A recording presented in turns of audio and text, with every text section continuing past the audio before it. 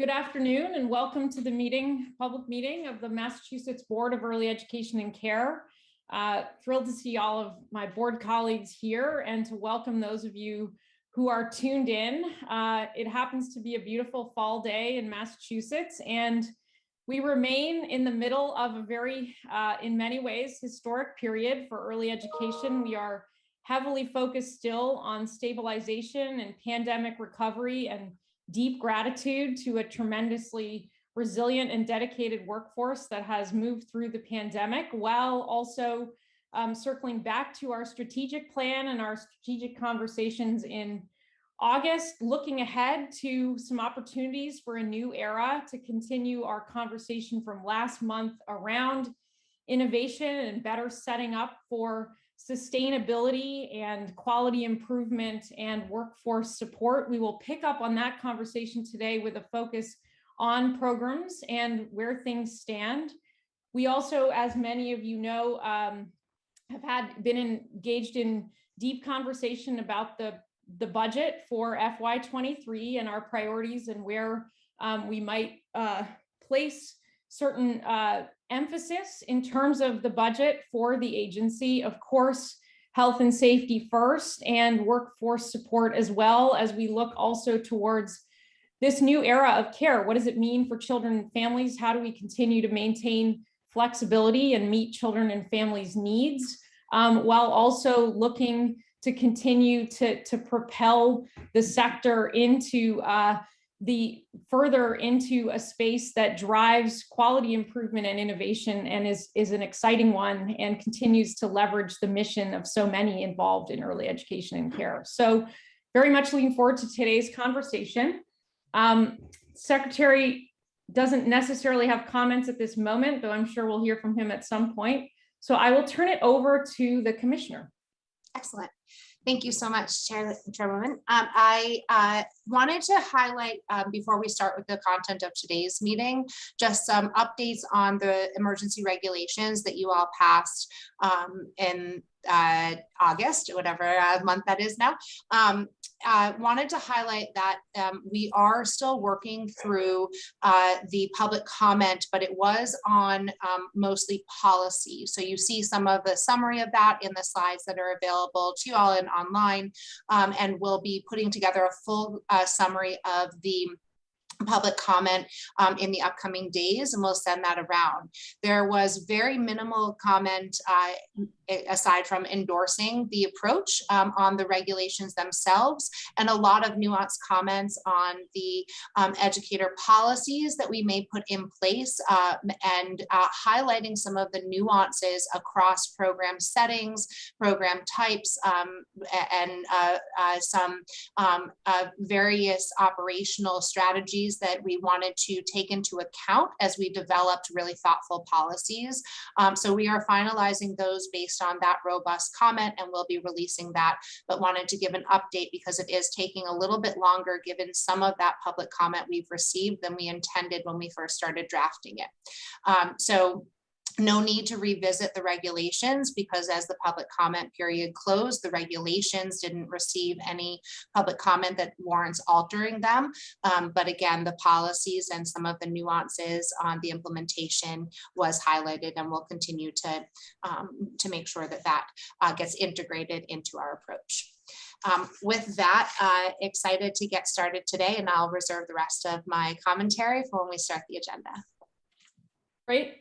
All right, so let's launch in. Our routine business right off the bat is to approve the minutes from our August meeting, retreat, and our September one. So I'm going to start with August, where we just will, I'll ask for any corrections, edits, amendments. Anybody? Seem fine to me.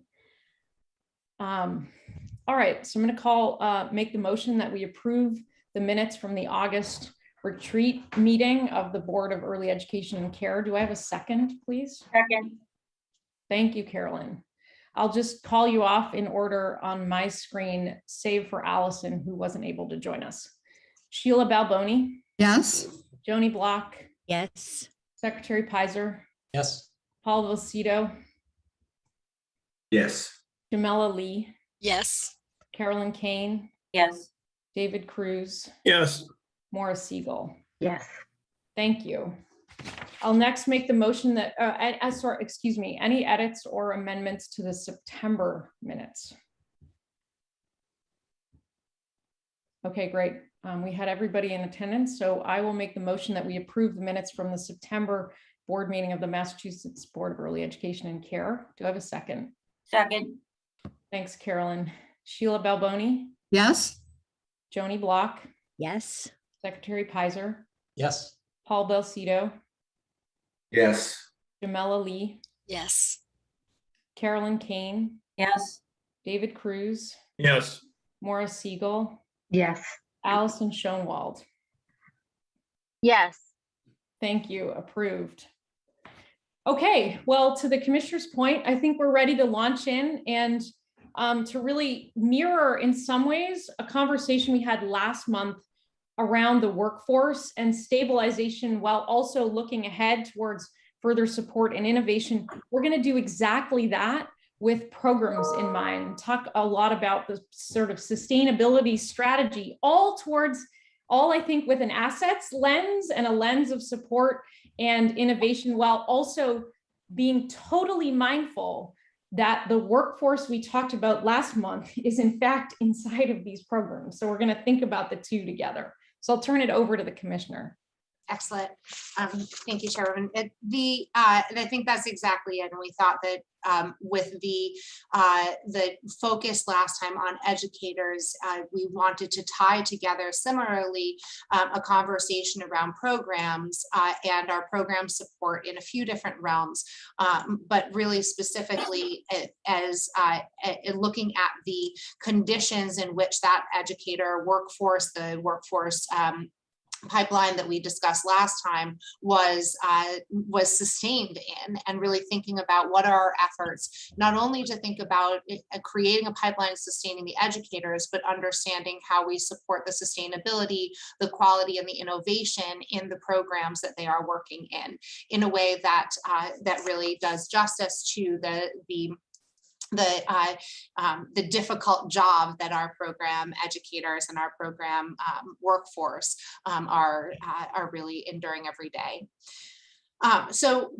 To do this overview, I think that there is a focus on as something that Chairman Lasso says a lot around the conditions of the work, of making sure that we are focusing on the multiple dimensions of business and program quality leadership that need to be in place in order to ensure that our workforce has the support that it needs. If we can go back, I believe, to slide 3, where we're talking about the agenda, that would be great.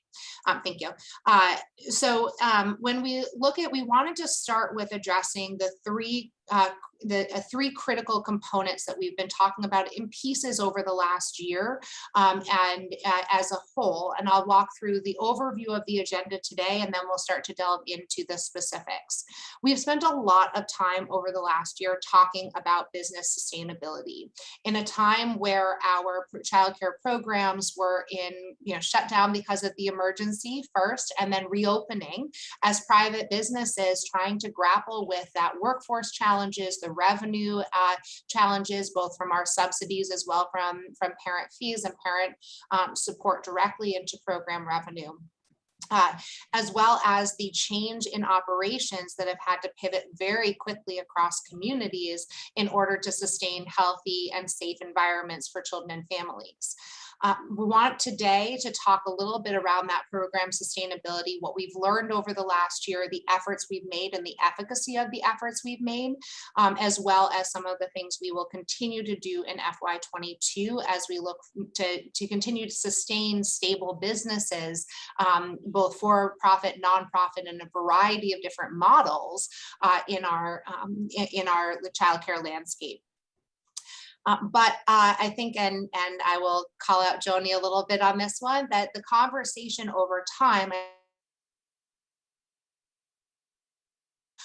have not done, not highlighted some of the continuous work we've been doing through the year, as Joni and I have had conversations about, and wanted to take an opportunity to highlight not just what we were doing to focus on the program sustainability, but also to really intentionally work with our program leaders to pay attention to what is happening within those programs. I will give an example that started to resonate in my head, is very concrete and completely different sector, which some of you have heard, is when I think about what it looks like to sustain this sector, looking at something like restaurants. You can have the best business sustainability for your restaurant, but if your food isn't good, it's going to be a challenge, and vice versa. And so really making sure that as we think about what kinds of engagements, what kinds of services are being delivered in our programs, of course, it takes a stable business, a stable operating budget.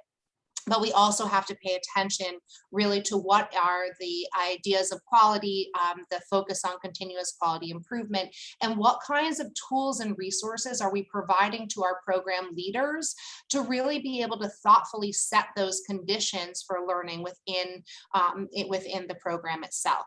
I want to be clear, and we'll talk a little bit more when we get to this, that this is a multifaceted approach. And as we called out in the strategic action plan when we voted on that forever ago, that it really is about looking at how the integrated approach, the integrated functions of EEC come together to build a toolbox for leaders to be able to understand what are the foundational components of compliance, but understanding how that sets the focus for a continuous quality improvement process.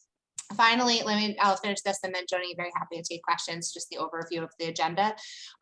Finally, we also know and have been, as we've been telling you, been listening carefully to both families and employers in the community that would help us inform what kinds of innovations might be a focus for the years ahead with our program models, without losing the focus on both sustainability and continuous quality improvement. Then we'll talk about the application of that to FY23 and some percolating ideas from the budget. So Joni, sorry, yes. Thank you, Sam, for mentioning the front of the house and the back of the house as we talk about that.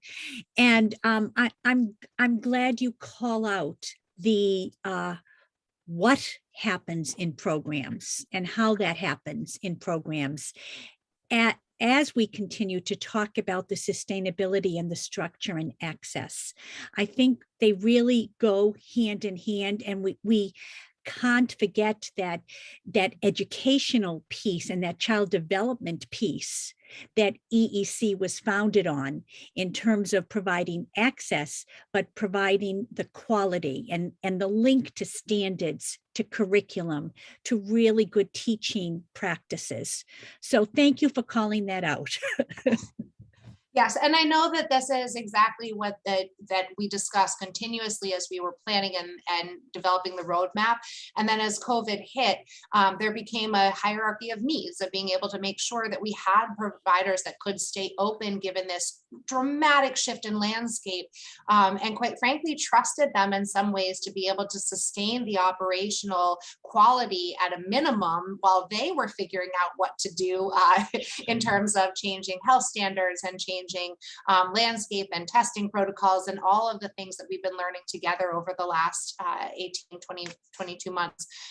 But still, we have actually been spending a lot of time on that quality, but have not had an opportunity to highlight it as we've been capturing the sustainability efforts too. So excited to dig into that a little bit more today, to talk to you a little bit about what we're learning and what the plans are ahead of what we might do with those learnings. So first, we're going to dig in a little bit more deeply, and I'm going to hand it over to Jocelyn in a minute to talk specifically about what we have learned on the program sustainability side. So we'll do the quick overview of this is really that you have the summary in front of you. is really that we've looked at some sustained reductions in capacity, but we've done a deeper dive now in all of the data we can gather to understand more nuanced what kinds of programs are being asked to shift, where we can tell some of our enrollment based on data that we've collected over the last couple of years, and then also really understanding the real impacts of some of the workforce shortages that we've seen and where compensation levels are. I want to put Jocelyn completely off the hook on this and say very publicly, very loudly, that this is an aggregation of multiple data sources. And so, as you all know, and I've said continuously over the last couple of years, we don't collect regularly things like enrollment information of private enrollment. We have shifted our definition of closed and temporarily closed given the emergency over the last couple of years. But as you know, we've been doing significant amounts of surveying at every opportunity with every grant. We've tried to capture some level of information. And so Jocelyn and our data analytics team have dived deep into all of those data sources and aggregated them together to try to teach us something about the shifts over time, even though that some of the trends are imperfect, some of the data is imperfect. We felt that it was enough confidence to be able to give us some analytics around the trends over time that could help inform where and how we dig in over the course of this year. Before I hand it over to Jocelyn, I also just wanted to highlight, as you're listening and thinking through some of this, is that our immediate information, this data and the trends is immediate information we have to be able to fuel our research and design initiatives throughout FY22 before we even get to FY23 conversations. We are at a point right now, and I know that many of you can attest from your own perspectives, including, of course, the secretary, that this is a rapid iteration time, and we are learning new things every day and understanding where and how we can start to put things together that solve problems that we didn't even know we had yesterday. And so trying really quickly to keep up with the level of change in the landscape and with communities. This information is helping us make quick FY22 decisions and want to provide it at a regular enough cadence that we're able to help be thoughtful about what the FY23 implications might be for that. So with that, I'm going to hand it over to Jocelyn to be able to talk through at this point, she's going to talk through not only the summary of our capacity analysis, but then go right into the conversation on what we're learning about the grant distribution process, the operational grant distribution outcomes to be able to help get into the conversation. Thanks very much, Commissioner. I'm happy to dig into some of this information with you. And I know that you have some figures in the supplemental materials that I will reference, but feel free to flip through as I go.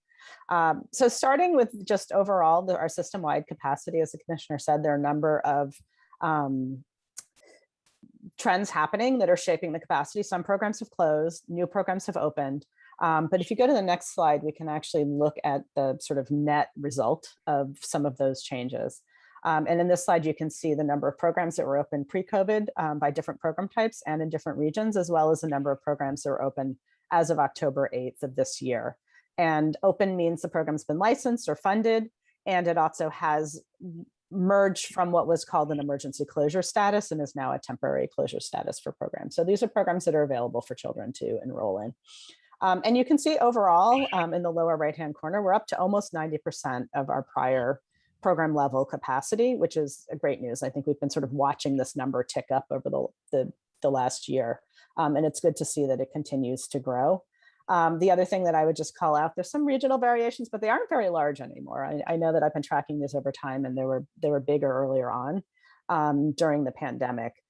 But one trend that we do see is that the FCC capacity continues to be slightly smaller than the GSA capacity across all different regions in the state. And then I think actually it's probably most helpful just to go back to the prior summary slide, and I can dig into some of the enrollment data that we have. So in thinking about how enrollment is changing, I think that's the place where we're seeing that the numbers are lagging a little bit from the rate at which our programs are opening. You do have a figure that shows data from our grant applications where programs are reporting to us on their current enrollment levels. We have July application data for all the programs that have come in and September application data. And there's also a subset of programs that provided this information in the March state funded grants as well. So that information is there as a point of comparison. But I think what is reassuring to see is that the numbers are trending up when you look at the numbers of enrolled children as a percentage of the overall license capacity across all program types, and FCCs are already high and holding steady. One thing though that does stand out is that larger programs do seem to be showing lower percentages of capacity enrolled. And this seems to be a pretty clear trend where, the smaller programs that have less than an overall license capacity of 80 show the highest enrollment percentages at around 85%. And this number drops as program size grows to the really large programs that have over 200 children in them are hovering around 60%. When you do look closely at just the programs that have submitted applications for both July and August, you see across the board the trend is upward on average for programs. But there's definitely some challenges that larger programs are having in filling their license capacity. And we do also note that they do tend to have fewer educators per license slot reported, which it's hard to break this down completely because this could mean that more of them are providing services to older children where the ratios are just lower. Or that there may be some hiring challenges. That is certainly something that we've heard from the field consistently has been a challenge and led to closed classrooms and reduction in the actual capacity that the program can enroll versus what is on paper as their license capacity. And that is something that we're very interested in continuing to understand more about. Some other trends just to understand in the enrollment capacity programs in higher SBI communities are more likely to have a lower percent of capacity enrolled. And to understand the makeup of the programs in those communities, we did look at the overall distribution of program types when we were entering into developing this grant funding. We did find that there's a much higher percentage of FCCs in low SBI communities. And while there were a smaller number of center-based programs, those center-based programs did tend to be a little larger. And the other trend that we've been noticing is that those programs serving a higher percentage of subsidized children were more likely to have a higher percentage of their capacity enroll. And we are also noticing that our subsidized enrollment has continued to increase. So it does seem like those programs are continuing to more successfully enroll. And then when we start to think about the ways, what we might understand about the workforce shortages and the extent to which we have data that can help us understand what programs might be facing on a workforce front. We first of all have the information about staffing that programs have reported as part of the application process. And we reported on this at last month's board meeting, but we did find that initial staffing levels were lower than our projections. So when we designed this grant, we made an estimate of through talking to people in the field, and we sort of developed some staffing models that were needed for different program types, whether you were serving infants and toddlers or running full day, full year. And those were built into our modeling of, sort of how this grant would work and how much it would cost. And we did find that initial reports of staffing came in at 85% of what we felt were already conservative projections, which does suggest that the field is understaffed. We also have been talking to a number of employment experts, including the mass hire boards, as we start thinking about what we might do to address some of the workforce shortages the field is facing. And we're hearing from the experts that they have concerns about the challenges that we will face in recruiting into the childcare industry as compared to other industries due to the fact that salaries are low and there really is limited room for advancement. When you come in as an educator and there's some small steps that you can take, but you don't have a more robust map for professional advancement. And when we look at the salaries being reported by programs currently in their grant applications, we do see verification that salaries are quite low in the field, particularly for assistants, where salaries are really the range of salaries reported. So programs reported on the lowest salary and the highest salary. On average, that range is pretty narrow and hovers just above minimum wage. The range of average reported low and high salaries for educators is wider, but it does also overlap with the range for assistants. So many educators are also sitting with salaries that are pretty just above the minimum wage. And the room for growth in the salaries in that role is not huge. Director salaries are certainly higher. Those roles are fewer and far between, and those are not the roles that are going to help us build back the capacity that we have in the field. You need educators to do that. So before you go on to the grant summary, I just want to highlight a couple things you said, Jocelyn, to make sure that that everyone's on the same page on what we're looking at. So one of the things we really wanted to understand as we consider operational grants for the field was, what is the status? What are a little bit more nuance on who was serving what types of communities, to be able to help us understand the different business models that may or may not be most effective in expanding, as we look at things like childcare deserts, where there's more than 3 children per every slot that is available, as we look at things like community changes and demographic and employer changes. We wanted to understand the dynamics of the different sizes of programs. So a couple of things I just want to highlight as we move to the grants that Jocelyn mentioned, and then Paul, happy to dig in deeper anywhere, is that when we look at our more vulnerable communities as defined by the Social Vulnerability Index, we do find that there are more family childcare providers serving those communities, that the programs that are serving, that there tend to be larger programs that are accepting subsidies. And so there's a certain business model there that is supported as we look at really trying to target services. We also have seen, though, that enrollment for larger programs has been harder to recapture, harder to say whether that is because they're largely after school programs that maybe or whether the enrollment is limited by the educators, because we also do see that their educator ratios for those programs are lower. And then also looking at, just to highlight that particularly, that dynamic is some of the areas we're trying to dig into to better understand what is the role of these operational grants. How do we make sure that while the formula does, and this, I'm going to preview Jocelyn's next conversation, the formula does seem to be targeting an equitable distribution of funding. One of the things we've continuously said is trying to understand what kinds of business models need to be supported to make sure that we're capturing the full range of services that the Commonwealth relies on. So I just wanted to dig in a little bit of why that was so important as we've looked to make some of these adjustments. Paul, did you have a question? Yeah, just comment question.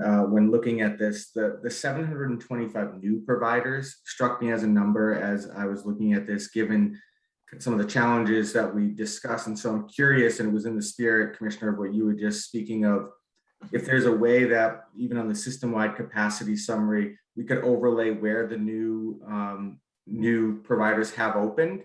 Because I'm just curious if we're seeing any trends, or if there's anything we can learn from the people that are entering into it, or the program providers that are coming into this, when we all view it as a really challenging time given compensation, workforce, et cetera. So what can we learn from them?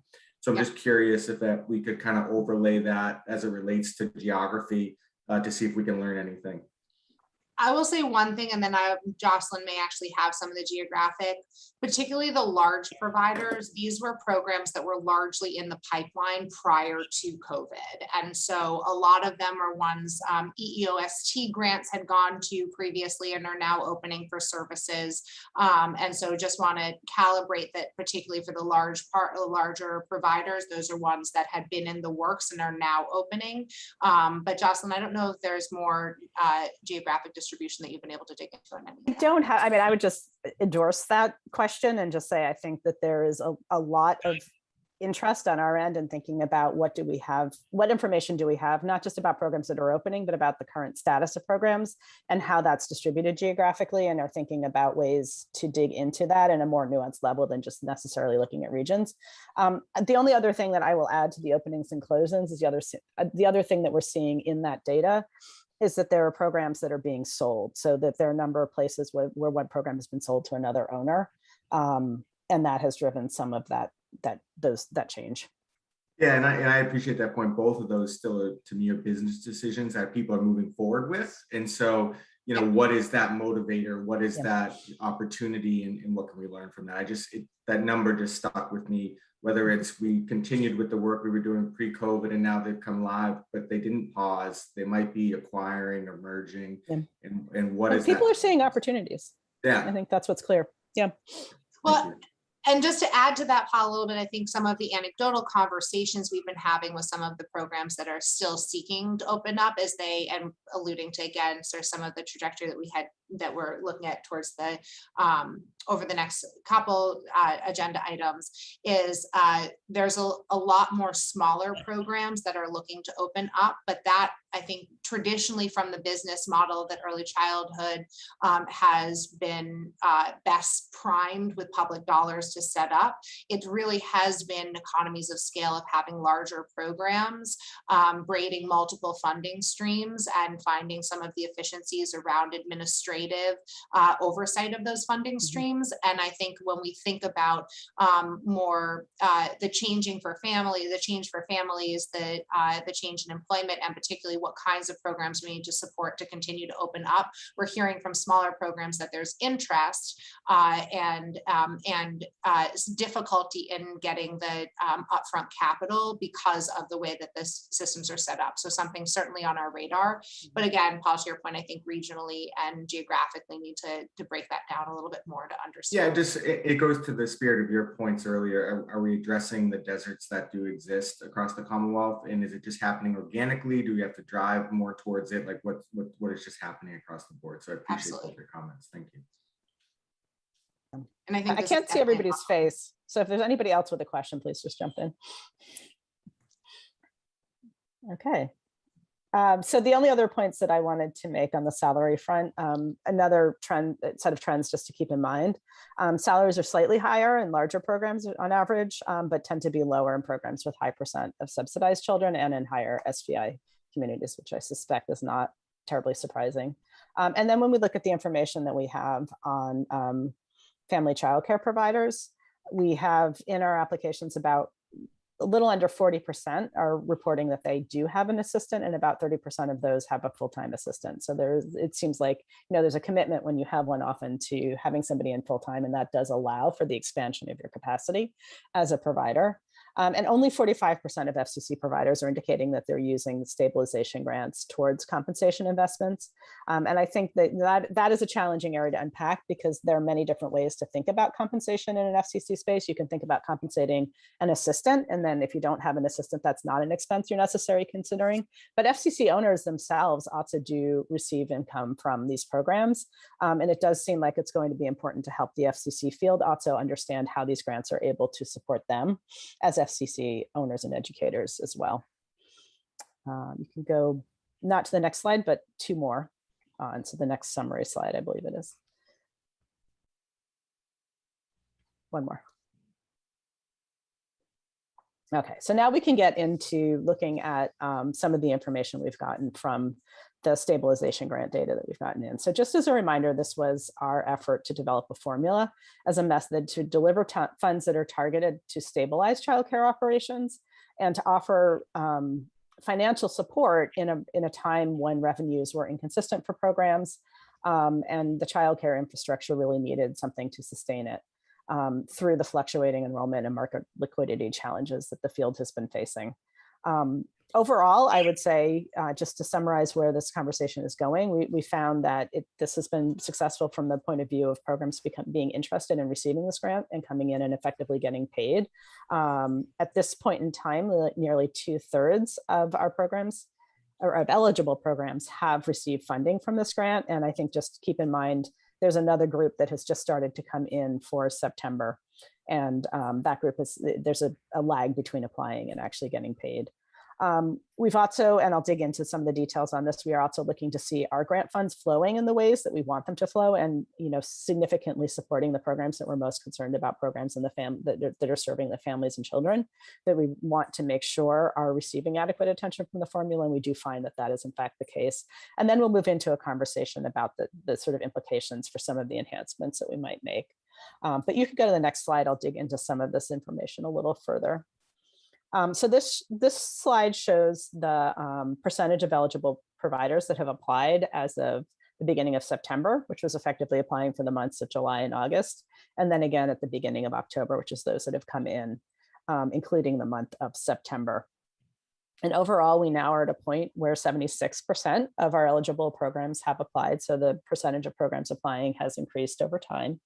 And 60% of those applicants are from programs that serve subsidized children. So that is one thing that is good to see, that we are effectively pulling in that group of programs that we want to be sure we're supporting. Again, there are some variations by region. The table to the left shows you the percentage of these 2 time points, both by FCC and GSA across all of our different regions. Overall, we've seen consistently the FCCs are coming in at higher percentages, which is really great to see, because I do think that that was a group that with the state funded grants in March, we worked very hard to engage, but it wasn't always the easiest process for FCCs to come in and apply. And I think that we have improved and streamlined that process significantly. We do also see, however, that the group and school age numbers are increasing as we move into the fall. And that was one thing that we did expect to see happen. In some cases, you just have a larger program. Some of the larger programs came in late and they can retroactively apply for July and August, but we also have many school age programs that aren't open in the summer. We're not eligible for July and August funding, so they're coming in for the first time in September, and we are seeing those numbers growing. And across the board, we have roughly $80 million that we've already dispersed to programs. And interestingly, 20% of the applicants have indicated that Spanish is a preferred language of communication. So I think the other thing that we have had in place is the opportunity to apply in different languages. And that has also been an important component of the grant structure to make this grant accessible to programs. Jocelyn, could I ask a question?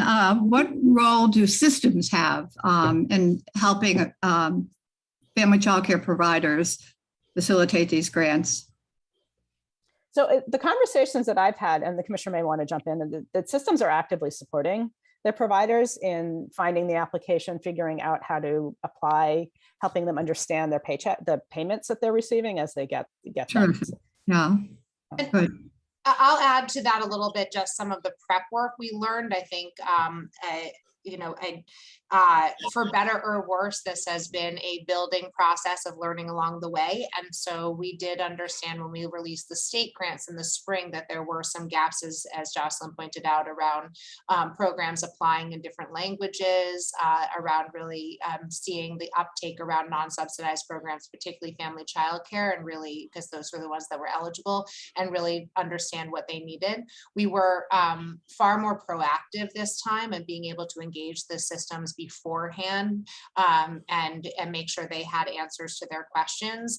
We've also been working with the systems after, and now that these grants are underway and we're starting to evaluate where more support can happen around providing additional grants to family child care systems that would help both support providers, specifically same objectives. Our family child care systems are having the same compensation challenges that our family child care providers are, and making sure that we're aligning the support family child care have access to, as well as the technology support. I think a long-standing issue with our family child care landscape is a variety of different levels of comfort and engagement with technology, and wanting to make sure that we have some more individualized support for providers, knowing that there is an ongoing engagement of technology that will be necessary to keep accessing these grants, and wanting to make sure that that's not a barrier of any kind in an ongoing way. Right.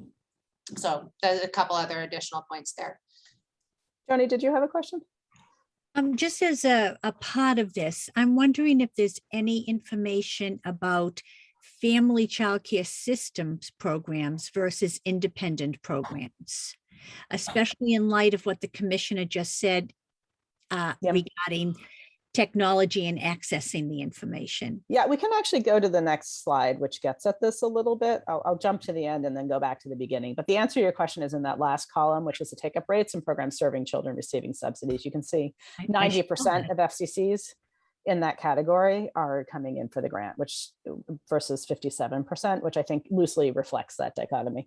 Yeah, it's not one for one. Not every subsidized program is with a system, but subsidized programs are significantly more likely to be with the system, obviously. And so, Right. I guess I'm still trying to make sense of the independent versus the system ones. I'll just study this a little bit more. Well, let's say this, so family childcare systems are funded through the subsidy system. So what we were saying is that that number of FCC systems, the 90% who are subsidized, are way more likely to be with the system. And so we don't have the exact breakdown because there are a few independent childcare that also do align with systems, and we don't have a great tracking of some of those. And so this is the best immediate proxy. We can dig in more deeply with the systems themselves to get some of this, but this is probably the best immediate proxy to show that we do have a higher uptake with subsidized programs, which indicates a better support from the family childcare systems themselves. Yeah, and that the systems are doing a good job, the job they should be doing, frankly. And I get that. I guess I'm also worrying about the folks who aren't involved in the system. Yeah. Yeah, and we've been really trying to work to understand where, because others that are independent have their own support systems and networks of other FCC providers that they connect with on Facebook, have their own informal ways of meeting, and sometimes more formal.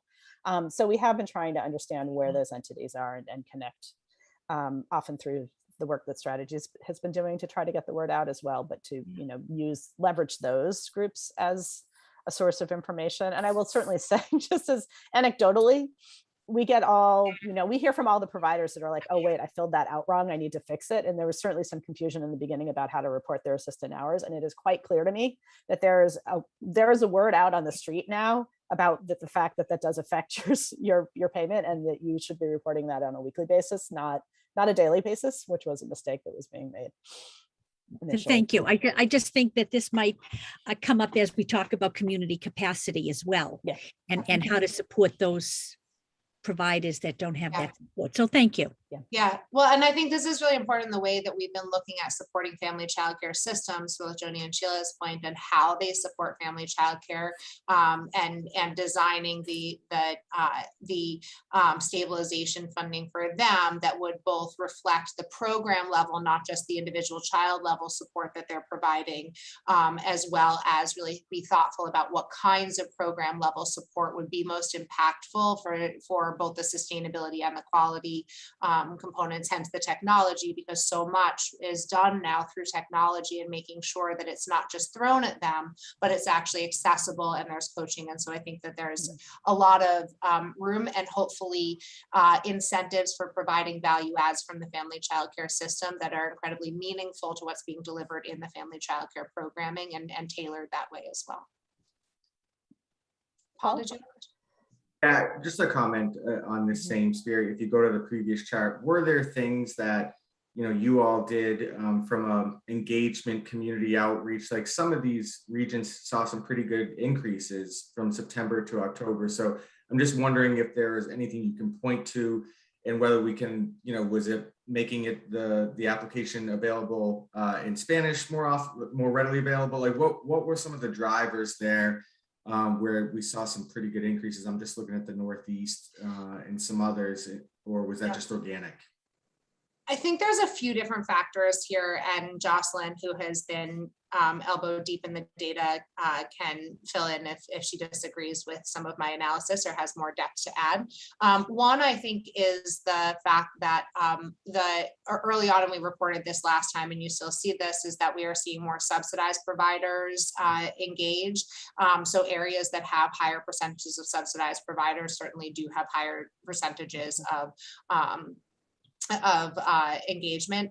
I think that said, we've seen that percentage starting to even out a little bit more over the last month. And I think that anecdotally, again, this is a little harder to get data on, but anecdotally, what we hear is that our non-subsidized providers have felt more comfort having seen money go out a couple times and not feel that their worst fears have been realized on that. And so that has, I think, built confidence, and we've seen more programs come in, as well as the fact that the school age providers are in areas that have a density of school age only providers. Those are areas that they came in over the course of September.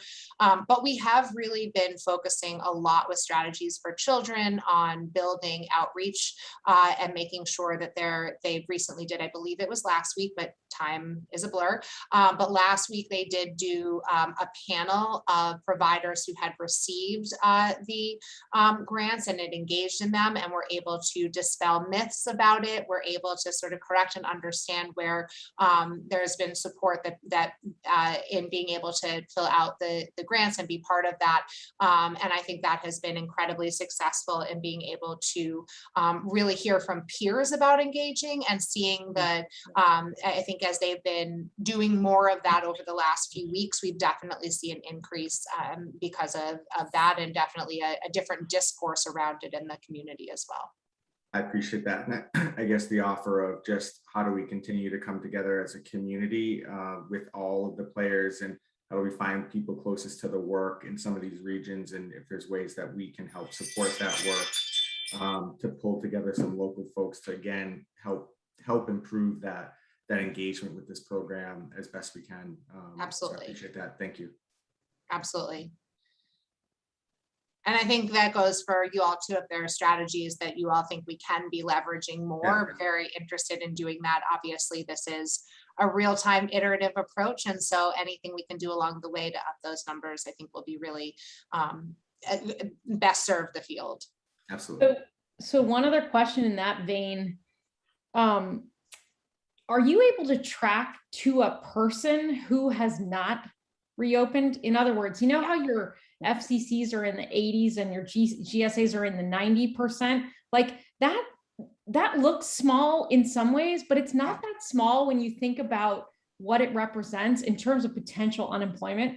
So I was wondering too about whether you've thought about, like, in the pyramid, is there a tier 2 where you start to do some outreach to folks?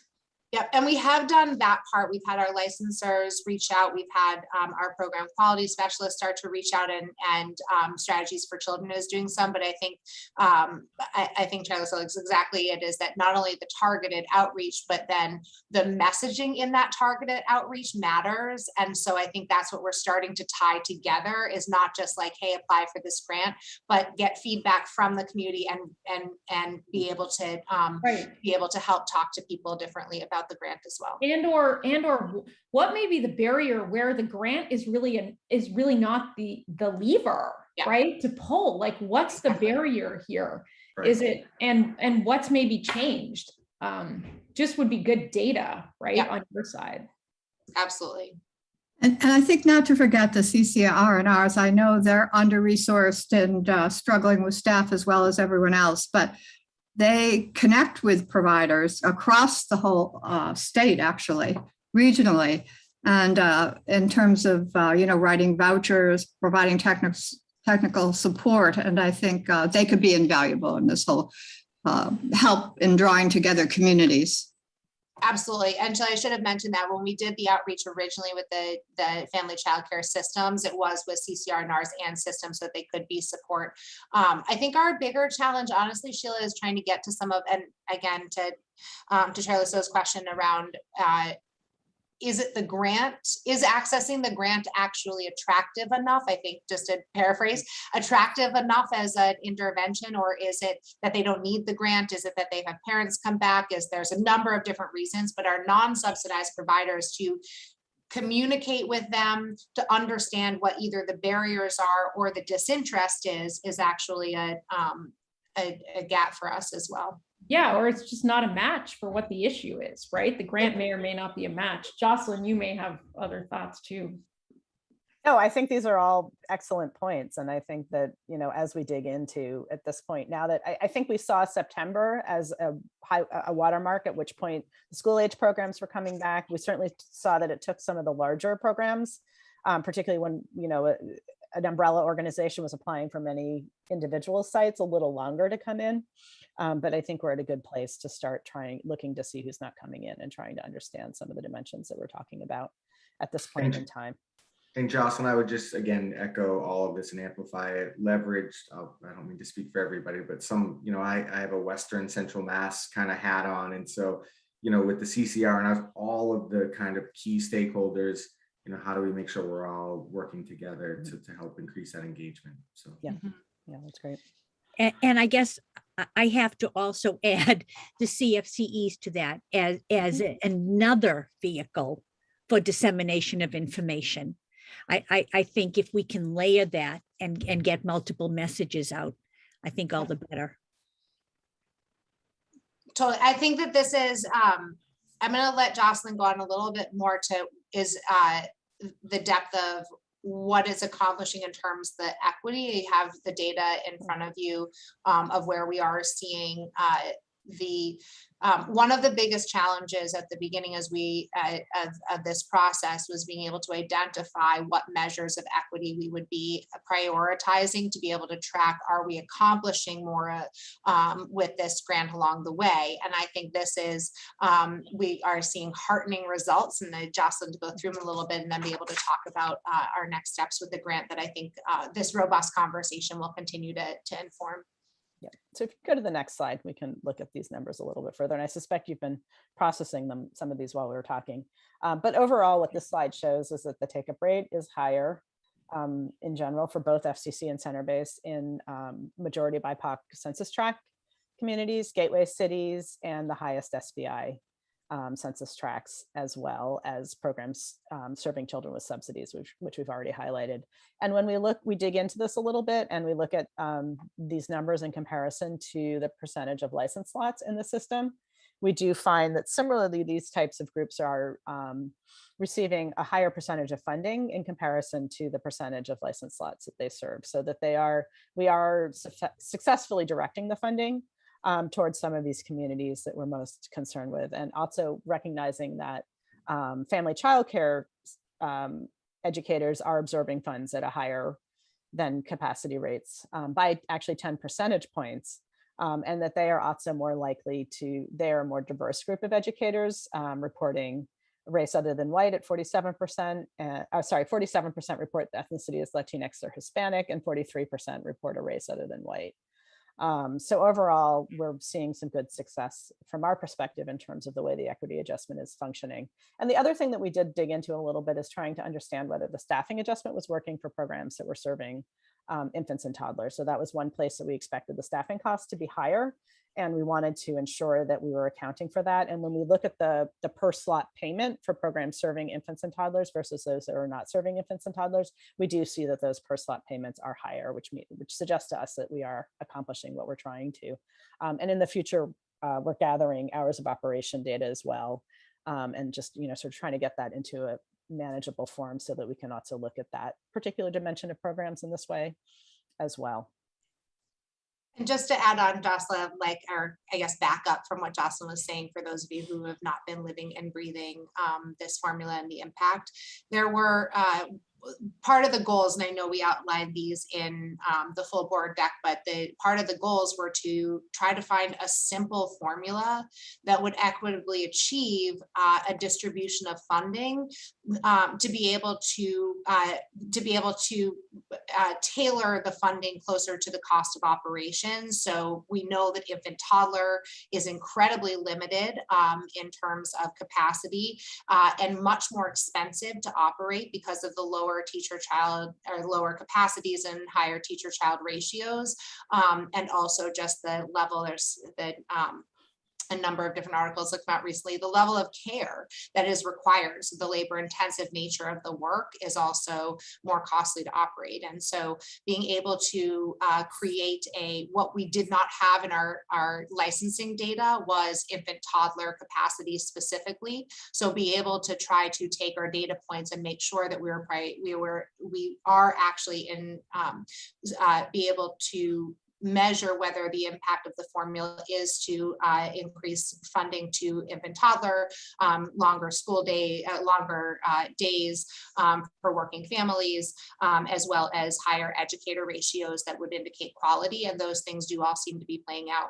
The other thing we were really concerned with was, would we be able to develop the type of equity that would reflect programs that were serving more vulnerable children, receiving a higher level of funding, given the fact that there is, particularly in vulnerable communities, the liquidity of the parental market they may be pulling from is far lower. They have less money to put into the system. And so we make up for that in government, in public funding. And so really thinking thoughtfully about, as we have 2 months of data so far, not a whole bunch of robust data, but being able to track those metrics to see, are we accomplishing this before we continue to roll forward, has been incredibly important. So we do appear to be achieving those goals. Maura, did you want to ask A comment and a question. The comment is congratulations for having a vision and designing for it, and then showing early, the success of it actually is playing out as to how you set it out to do it in practice. That's not an easy feat. So I want to just celebrate that. I know other states are calling all the time to learn from us. So just celebrating. And then the second is, I always love to learn from things you would have wanted to do differently, or what are you, sort of what's one thing that you will do differently the next time? Yeah, well, I think that actually is a great transition to what exactly we are hoping to iterate on more quickly. I think, as Jocelyn pointed out, in the first set of data around sustainability and capacity and the challenges, is that the salary and compensation challenges are still incredibly difficult to recruit and be able to open the capacity, even if we have a licensed footprint to be able to put there. As I've often said, it's great to have the slot, but if you don't have the adult watching the slot and caring for the slot, it's not going to be a very meaningful slot for a parent. And so one of the things I think we are seeing and hearing from the field as we've invested these dollars is that, yes, the early indicators do show that we do seem to be distributing the dollars according to our equity objectives. We do see high uptake rates, that we've made it simple enough to be able to engage and receive monthly funding towards the sustainability. But we are still seeing challenges of people being able to put those dollars towards more long-term compensation strategies. Specifically, I think what we hear, and those of you who also hear from the field, very happy to have that expanded feedback. But what we hear is that it is very risky for programs to take on more fixed operational costs like compensation and benefits, knowing that it is a 6-month grant. And some for-profit providers, that could just be bottom line revenue. For Head Start providers or some nonprofit, it may be talking with their board about long-term strategies.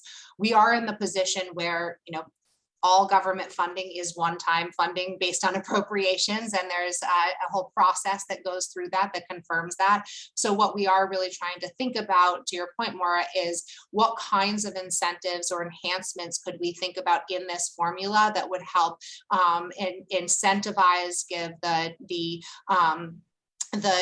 carrot for people to take on some of those risks, knowing that we as a government entity can't make long, multi-year commitments without legislative appropriations and all of those processes that exist. But are there ways that we could try to head on address some of the challenges and barriers in the field to make those kind of investments within the scope of this grant? And so we are excited to be able to think about that and delve a little bit deeper into enhancements in this grant that way. So if we go to the next slide, I will announce that part of it, and then happy to dig deeper into if there are other ideas.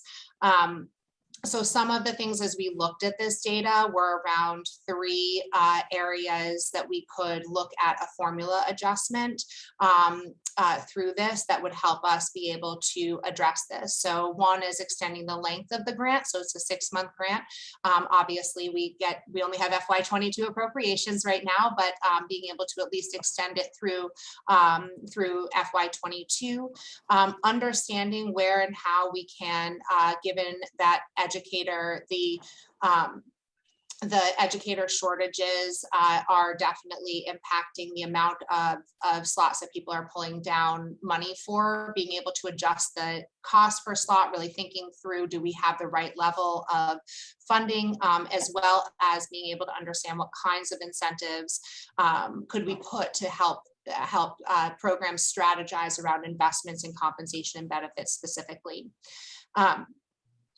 One of the things, just to contextualize this as we go forward, is we had been trying to use a benchmark of about 10 to 15%. About 10% is a baseline of operational funding to help build the cushion and sustainability for programs over the course of the recovery that is where you see fluctuating enrollment for children, and so that we would be able to buffer against some of the operational instability of the revenue, or the revenue instability on operations. We are hearing and have done some analysis as we've been going through this, that some of the operational costs are closer to 15%. Some of the operational buffering would be more impactful at 15%. So we're looking at levels of grants, but we have been able to secure a commitment to extend these grants to 12 months. And so I'm really thrilled today to be able to talk through our plan of being able to make this a 12-month grant, so through the end of FY22. And we will be looking at enhancements and adjustments that would help achieve this goal over the next few weeks, with the hope that the intention that we would be able to make those adjustments before the second 6-month period would start, so in January.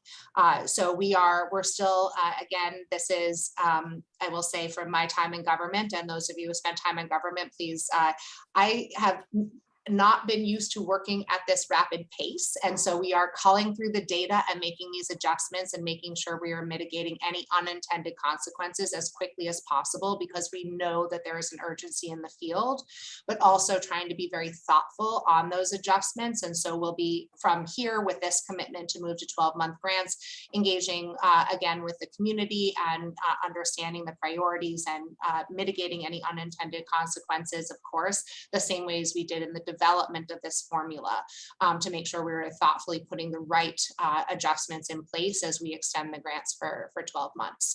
So Maura, to answer your question a little bit more pointedly, that there are some things that we know we want to do, and I think we really need to dig in deeply as to what would help us achieve that, and being able to understand the data. But I think the 12 months is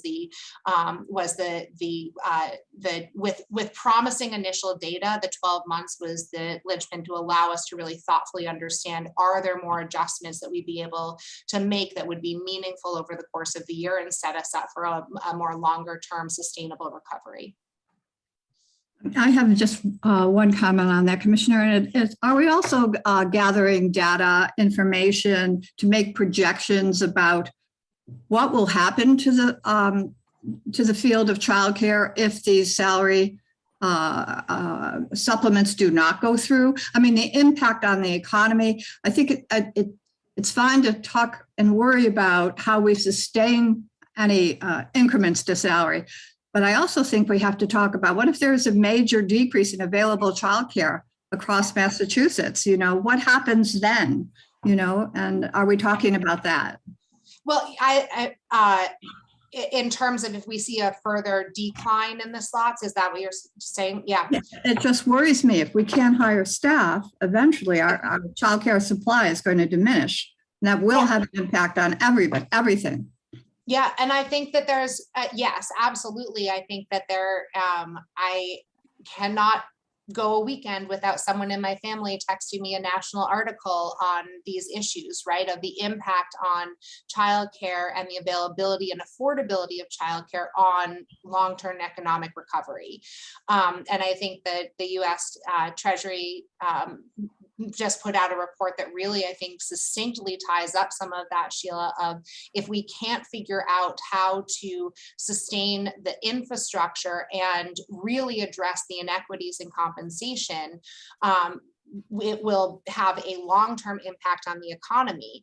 But I think even more so, that brings it to the next point, which I think is the point of what we're looking at with this grant, which is in order to address these, and this is something I know many of you have, there's only so many revenue streams that we can pull from. And so one of the questions that calls for is, with government investment, how do we most strategically start to set incentives so that we can help fix this problem? And I think, Sheila, to your point, this is a national issue and has national implications far beyond the childcare field or the families using childcare. And I think what we really need to also figure out is what are those innovative approaches that will help address this for the long term? Because I think this is where every state is grappling with how you infuse funding to address this. And we can talk about, using funding creatively in terms of benefits or one-time signing bonuses or whatever, but it's not going to solve a long-term problem. Yeah, yes, I think that there is a long-term structural challenge that we have with the childcare market. I think what I suggest on the creative spending is the government creative spending much more so than the program level creative spending, because to be clear, I think programs have been creatively spending and blending and braiding funding for a long time. And I think we need to try to figure out how we adjust the context in which they're doing that to be able to really accelerate their efforts towards the impact, which I think is where we've seen some of the gaps. Yeah. So I think this is the challenge in front of us, Sheila, exactly, is that as we have this infusion of federal funds, as we think about sustaining the infrastructure that is our childcare sector, and as we'll talk about later, really thinking about leveraging Massachusetts' opportunity to do that in a high quality, effective for children and families manner. One of the questions ahead of us is there a way to, or how can we start to test different strategies of government investment that will teach us a little bit about how we can make it easier on programs looking to creatively invest these funds towards that long-term sustainability. And I look very much forward to ongoing conversation about this as we delve into the planning and come back to you with thoughts and ideas. And I think we anticipate that over the next couple months that more information that we're finding on our educator initiatives and our program initiatives will come back with a research and design lens to help facilitate a conversation around what's working and how do we know and what else should we be looking at as we move forward. With that, I wanted to hit on two more quick things that we are doing in FY22 aside from this big component. So I wrap up any other questions on this side and I can talk about a couple of the other things. Yes. Okay. Moving on to the next slide. So I just wanted to hit on two areas for FY22 that we are continuing to invest in. One is, and you have details in the slide, so I won't go over the details of the business cohorts, but wanted to touch on some of our initial thinking on there.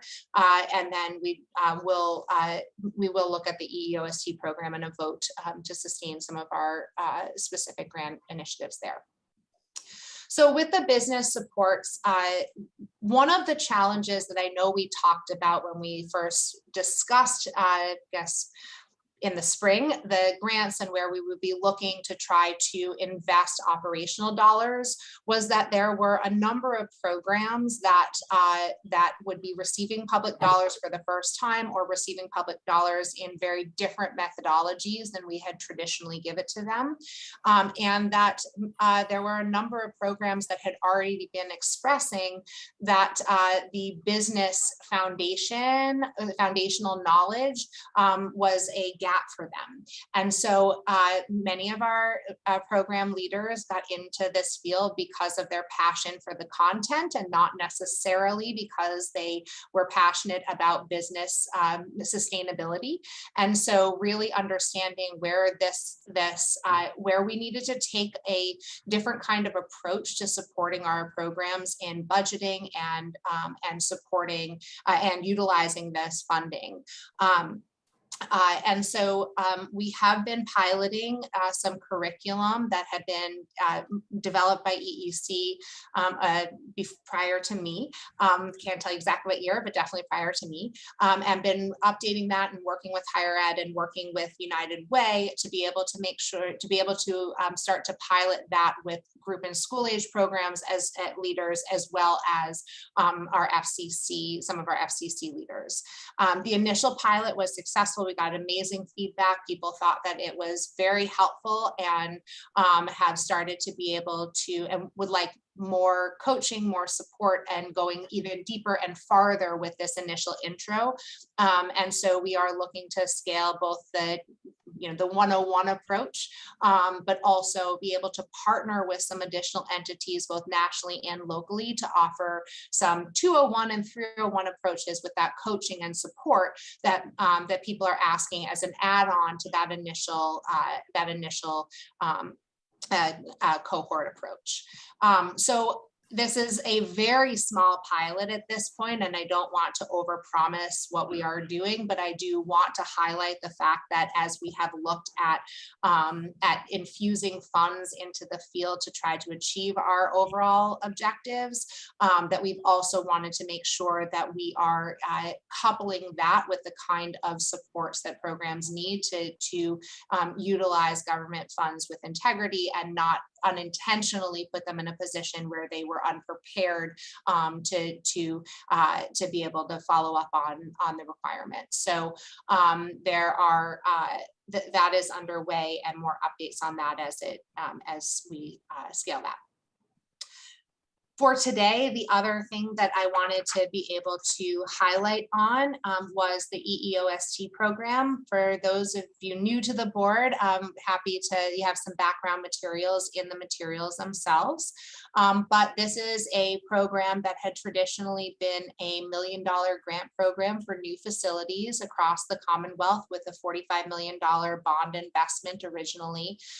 We have been operating this program in collaboration with Children's Investment Fund for a number of years, and it's a national model that I certainly knew about before taking this job and was very excited about.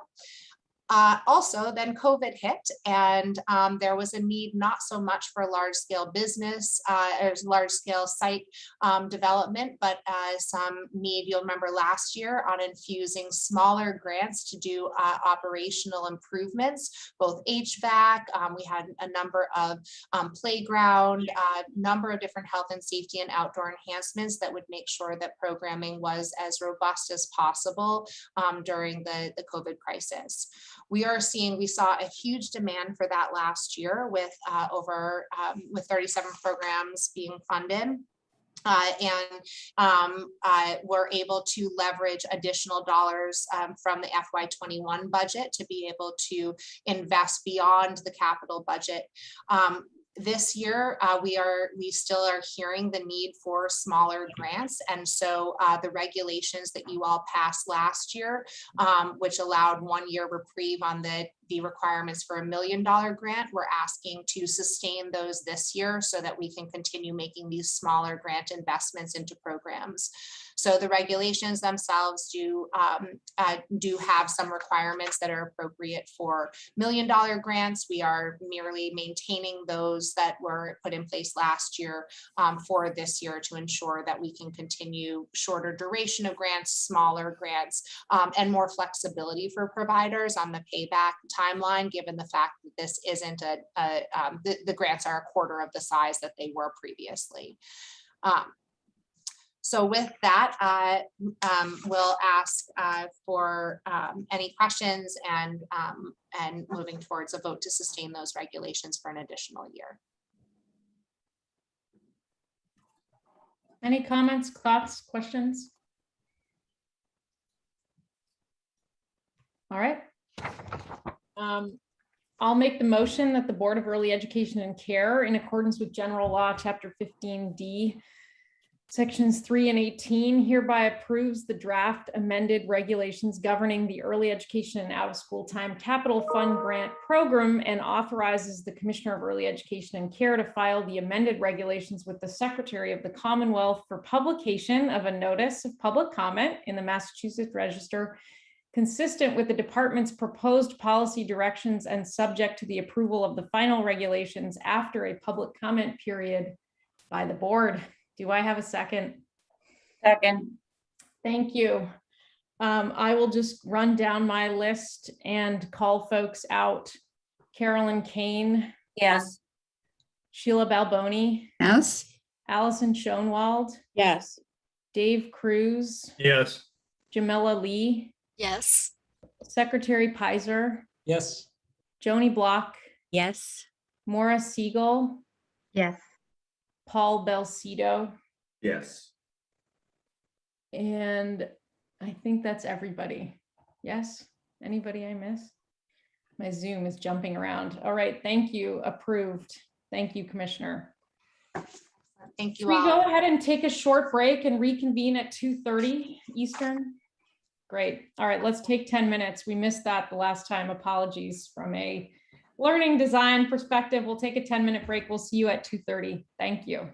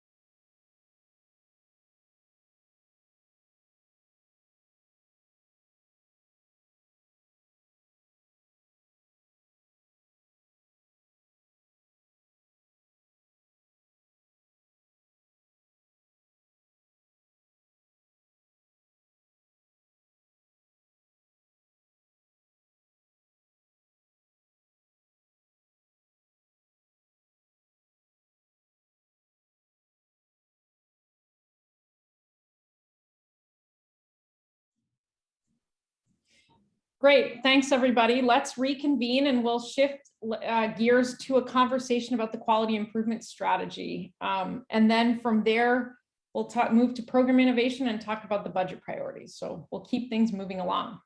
Excellent. Commissioner.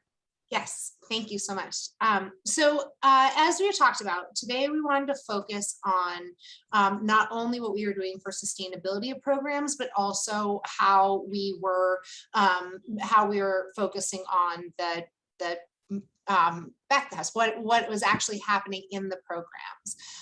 This, I think, just want to harken back to the strategic action plan that we discussed in the listening tours and the diving deep across the Commonwealth around what issues our providers were facing in delivering high quality services.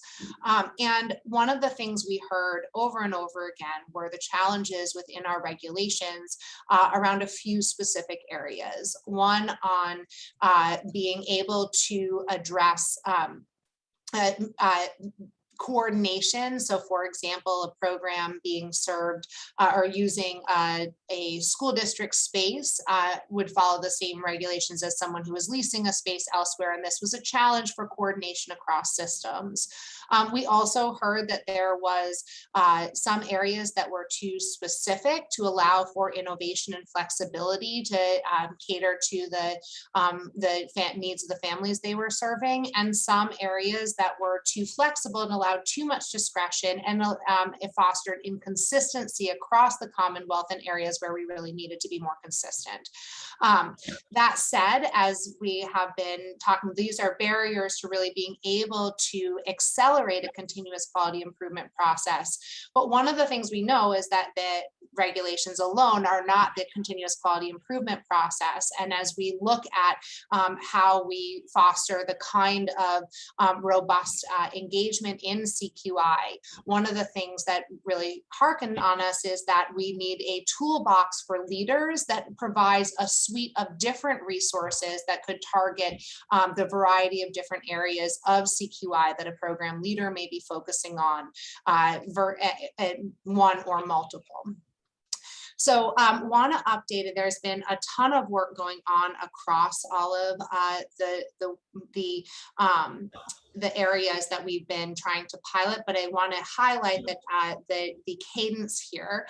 We can move to the next slide, but I wanted to highlight some of the timing and cadence of some of this to make sure that we are accelerating all of these processes together in a way that will make for a robust and comprehensive and cohesive system.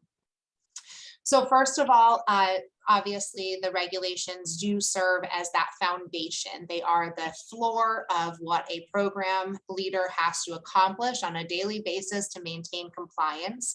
But that compliance is should be in service of continuous quality improvement and not just compliance for the sake of compliance. And so one of the things, while we will accelerate that foundational revision, but most of those tools and tools in the toolbox that we're building for leaders are things are contracted out with other partners. They're not things we deliver directly. And so when we think about the work that that EEC will be undergoing over the next year, the re-procuring or procuring a new service or learning from an existing contract and adjusting the scope to meet the needs of programs is a process that is multiple phases and will be worked on over the course of the year.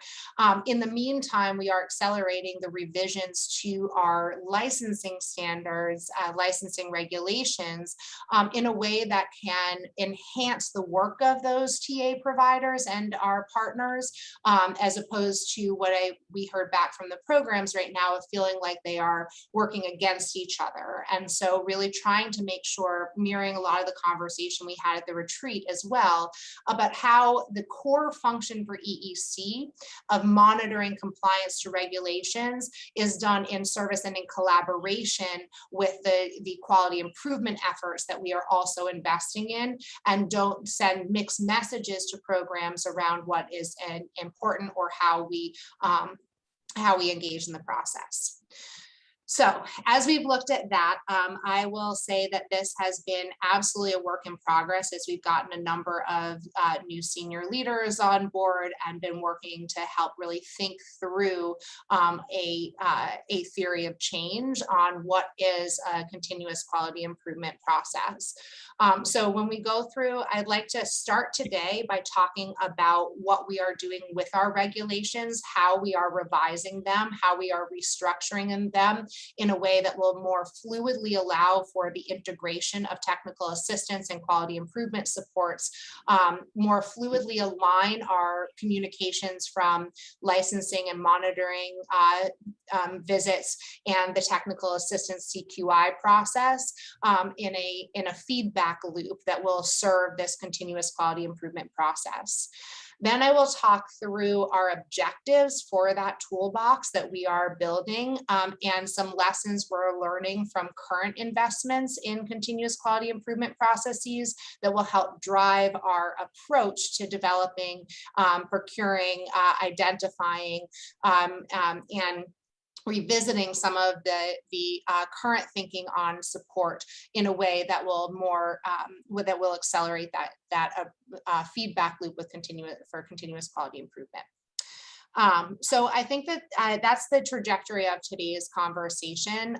There's a lot of detail in the full deck that you all have and is posted online that gives some background on each of these initiatives. I won't hit on all of that detail, but I will try to pull out the salient points of these initiatives in a way that helps understand what we are learning and how we are focusing our energy in building effective tools. I will start by saying that I think that this is a long-standing challenged area in early childhood of aligning compliance and technical assistance. This is not, I don't think it's unique to early childhood. I think a lot of social service has this, that there are things that you write in legal foundations. I'll give one example from our own, which is about the judgment of the leader. While that does allow for a lot of flexibility, it is also very subjective from a legal stance of how do you actually support technical assistance to improve someone's judgment, right? As opposed to trying to think about what are the actual the manifestations of that we can help people dig into and understand. So this is something I think almost every early childhood funding stream or system I have been involved in my career has grappled with, of what is compliance and how does that not become a stick, but actually a tool for a leader to be able to improve their approach to the delivery of the service. So I say that in that there is no magic bullet presented here. This is not trying to say we've solved the country's problems on this or the sector's problems on this. This is trying to put forth some learnings and some innovation that we can grow and understand the bridge to being able to improve this. And as the team at EEC and I talk about a lot, that if we can start to crack this nut, if we can start to show early wins and early integration of quality and compliance, that I think we can have some meaningful lessons towards ensuring not only are we improving child outcomes, but that we're measuring along the way the right kinds of dimensions that will lead to those child outcomes so that we can be more rapid, more iterative, and more meaningful in the investments we are making in technical assistance and that toolbox for leaders. I also want to highlight one other thing as we go into this, and this is long-standing, and I think, or an initiative from the board to EC predating me, but wanted to highlight that this, it is certainly an attractive part of the conversations I had with the board early on, and really trying to continue as we talked about program sustainability being a leadership, needing leadership to be able to invest in program sustainability. That is the same thing I think we are thinking about here, is that this is tools for program leaders. Obviously, we think that the recipient of a lot of the improvement will be the educators in the classroom, will be those working directly with families, but we also need to be able to pay attention to how the leadership sets the conditions for that. Now, obviously in a family childcare program, that may be one and the same person, and that's a whole separate type of challenge. We need to think about how we leverage family childcare systems, shared services, things that can help alleviate that program leader that may be the educator and the program leader in a family childcare. How can we alleviate some of the day-to-day that can allow for a focus on their practice? But I think the same thing often happens in center-based programs where the director may have to step in a classroom, may have to step in with families. And how can we make sure that they understand that they recognize the impact that they are having day to day on the conditions for that educator that really fosters the continuous quality improvement. I will tell you that an example from my own work coaching teachers is being that contracted technical assistance provider that went in and worked with our provider, with teachers. And I went every day in the morning. I went and I worked with the teachers and I would observe, and then we'd spend lunch going through some of this, and didn't really stay for the afternoon.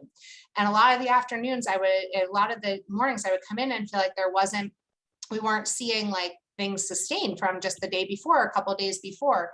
And one day had to switch my schedule and realize, and stayed for the afternoon, and realized a lot of the work that I was doing on transitions and continuity and the kind of, emotional responsiveness to children who were dysregulating was not necessarily being reinforced in the afternoons as children were being shifted around to keep ratios, as teachers were being dismissed because they weren't needed and children were being picked up, and how mixed messages that was for the educators, and very unintentionally from the director, who was very supportive of all the work that I was doing, but really did not, really was being held accountable to making sure she could pay her teachers every week, and really the tension in being able to support best practice and being able to sustain your operations can be really, really complex, and really being able to make sure that the tools we're building a provider, building a program leader are helping them unpack and really invest in the right kinds of supports to address those complexities, because that is, and slightly different from what we see in K-12, where you have a principal who may not have the same kind of HR responsibilities that a site director does, for example, that may be taken by a district. So just really the nuances of this sector that really have to be thought through as we're trying to build this toolbox for leaders. With that, I will dig into what we're doing on the licensing structures, and then how we're looking to integrate and think about that in terms of continuous quality improvement. So the licensing structures, so one of the things that you'll notice right now is that our license, this has certainly been a challenge as we've talked about capacity and how capacity can be calculated, is that we don't distinguish between early childhood capacity, out of school time capacity, or those serving across the board.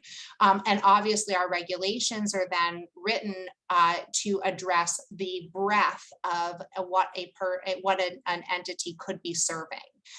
If you are serving just out of school time, that may look very different in terms of your collaboration around curriculum, your collaboration around data with the school, versus if you're only serving early childhood, where you are responsible for the full day of a child's care, where curriculum, you won't be just necessarily supplementing an educational approach. There would actually need to be a different design of the education altogether.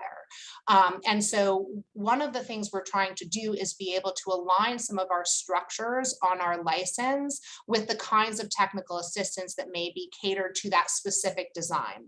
It is not to say that there would be that you wouldn't be able to continue serving infants and toddlers through age 12, 14, 16, depending on the situation of the children. But it would help us be able to understand who is focusing only on those early childhood years, who is solely serving the out of school time, and who actually is serving that breadth, and being able to then approach and support program leaders in a more targeted way to address their focus in program design. This is a work in progress of being able to understand this, but as we spent a long time listening to programs, one of the consistent challenges that we heard in our licensing was trying to address the breadth of all of the services that we offer across such a diverse age span, in the kinds of regulatory foundations you would expect a program to be meeting when you don't serve that full age span. And so being able to unpack that a little bit and be able to use our regulations as a better support and matching for what kinds of technical assistance would be most appropriate at the site or leadership level.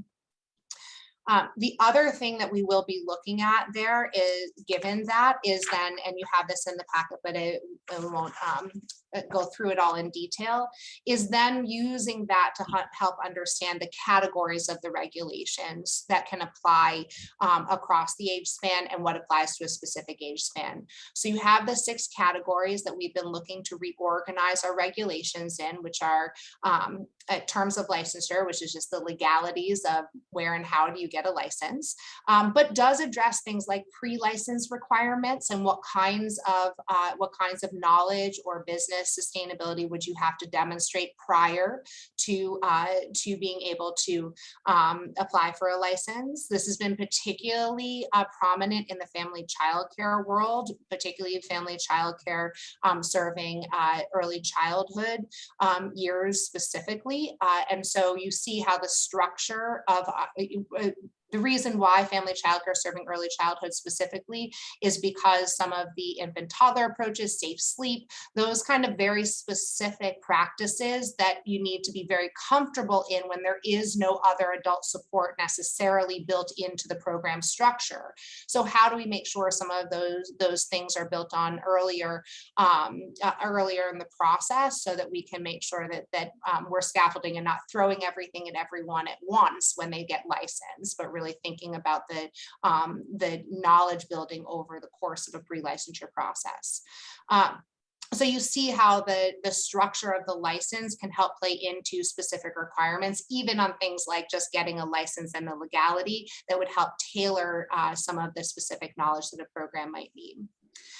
We also have the education and care of children, which is more about what the child is experiencing in the program, the space, the physical space that is needed to be set up when you're talking about non-custodial care, child health and safety, which are certainly cover emergency preparedness and care routines and protocols. As well as certain things governing specific offerings that a program has, and some of the ongoing business administration practices.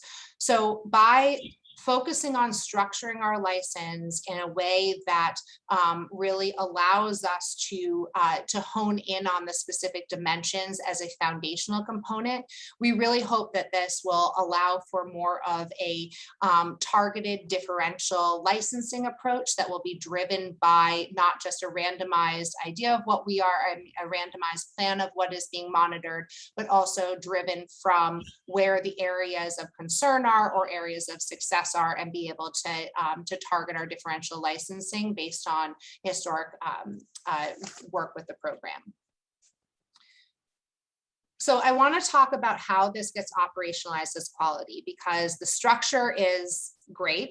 I think that this structure will hopefully allow us to be able to operationalize more effectively in quality, but it's not just meeting the regulations. One of the things that we really want to highlight is that this is, and I will say this is one of the hardest graphics to try to figure out how to drive a cycle that still shows that there is an annual monitoring compliance. So I'm not saying that this necessarily does it, and I wanted the opportunity to talk through with you all what we're intending to communicate here. So the licensing requirements, there's a few obligations we have on that. First of all, obviously they set the minimum expectations for a program, but they also really have to scaffold conversations between the leader and their compliance monitor, the licensor. And we have to perform annual monitoring visits. We have to perform, right now, we do annual monitoring visits that are differential licensed. So we do a subset of the regulations and then a triannual visit that is more comprehensive. But one of the things we've heard continuously is that those monitoring visits and the compliance don't seem to be as connected to what we're hearing in technical assistance, in program quality messaging, and trying to figure out the mechanism to be able to have those monitoring regulations actually drive and inform the coaching and the technical assistance, and inform back then what the monitoring would actually look like in an ongoing way.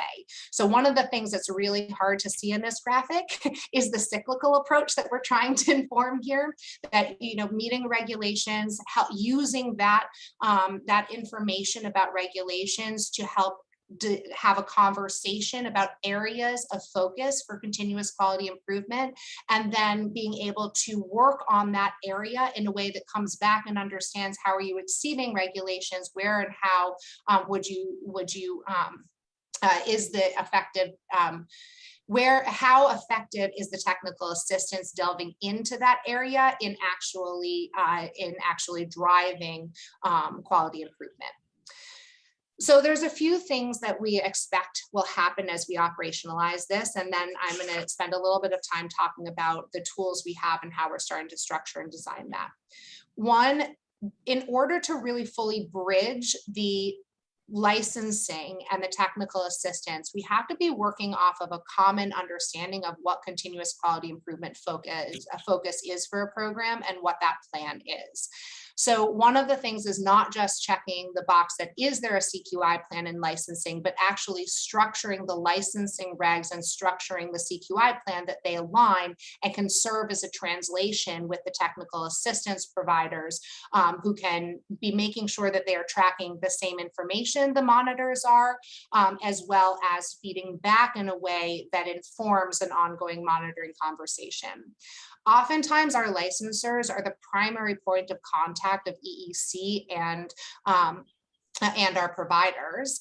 And when that is the case, we have millions of dollars that's going into technical assistance that need to feed back into that conversation, because we cannot be communicating you're out of compliance in one area and have our technical assistants saying you're doing great in that same area, because a program leader is then getting mixed messages, and how can they most effectively start to worry and focus on the conditions of their educators when they're worried about the multiple masters giving different information, and the consequences of that. So really making sure that that CQI plan is a living, breathing document that is integrated into both licensing conversations, as well as driving and informing technical assistance.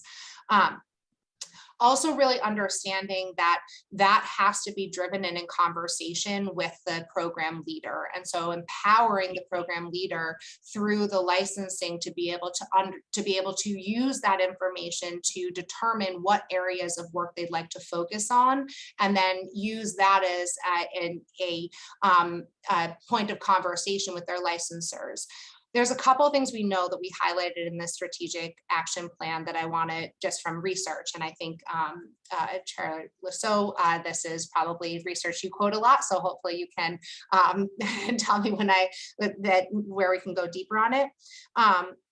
But focusing on every quality improvement across the board will not get us real quality improvement. So if you take every dimension and say, okay, now go and figure it out and figure out quality improvement, it's very overwhelming, as opposed to when you go deep on an area, it is a system. And so improving quality in one domain, focusing on improvement, will build systems that actually can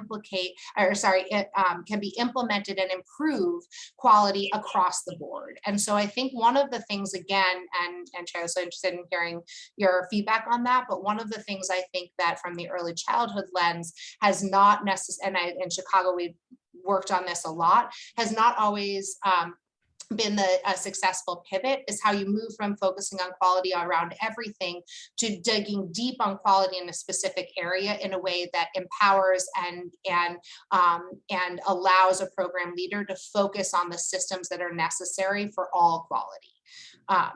I'm not sure if I phrased that quite appropriately, but I know that's something. Yeah, I appreciate, I think I appreciate where you're going with it. I think the key too, though, might be, and maybe I've missed this, but it seems to me there may be a hierarchy. In other words, that working on certain areas leads to easier work in other areas. And that's where I think the system starts to really behave in the way that you're currently talking about. I think you need a theory of action about what the building blocks are and what's the right progression, or maybe there's a couple prototypes of progression.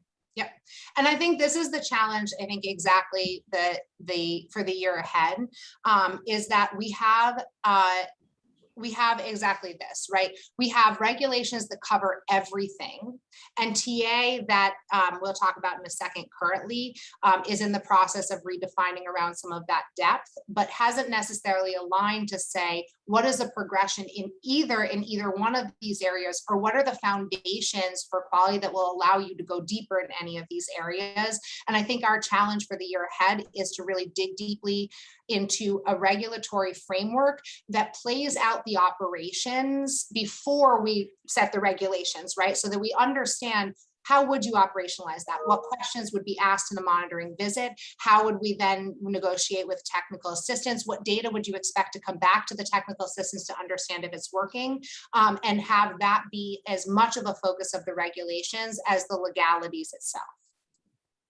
Yeah, and I think what I'm hearing from you that I'll just say back to you is you've got to meet a threshold in all of them before you start to go deeper on any one, right? Like that just has to be there from a standpoint of safety and health and just basics. And then I think you're right, we got to figure out which area, like when does it make sense to pursue X as the deep area first versus Y? And how do we think about those choice points?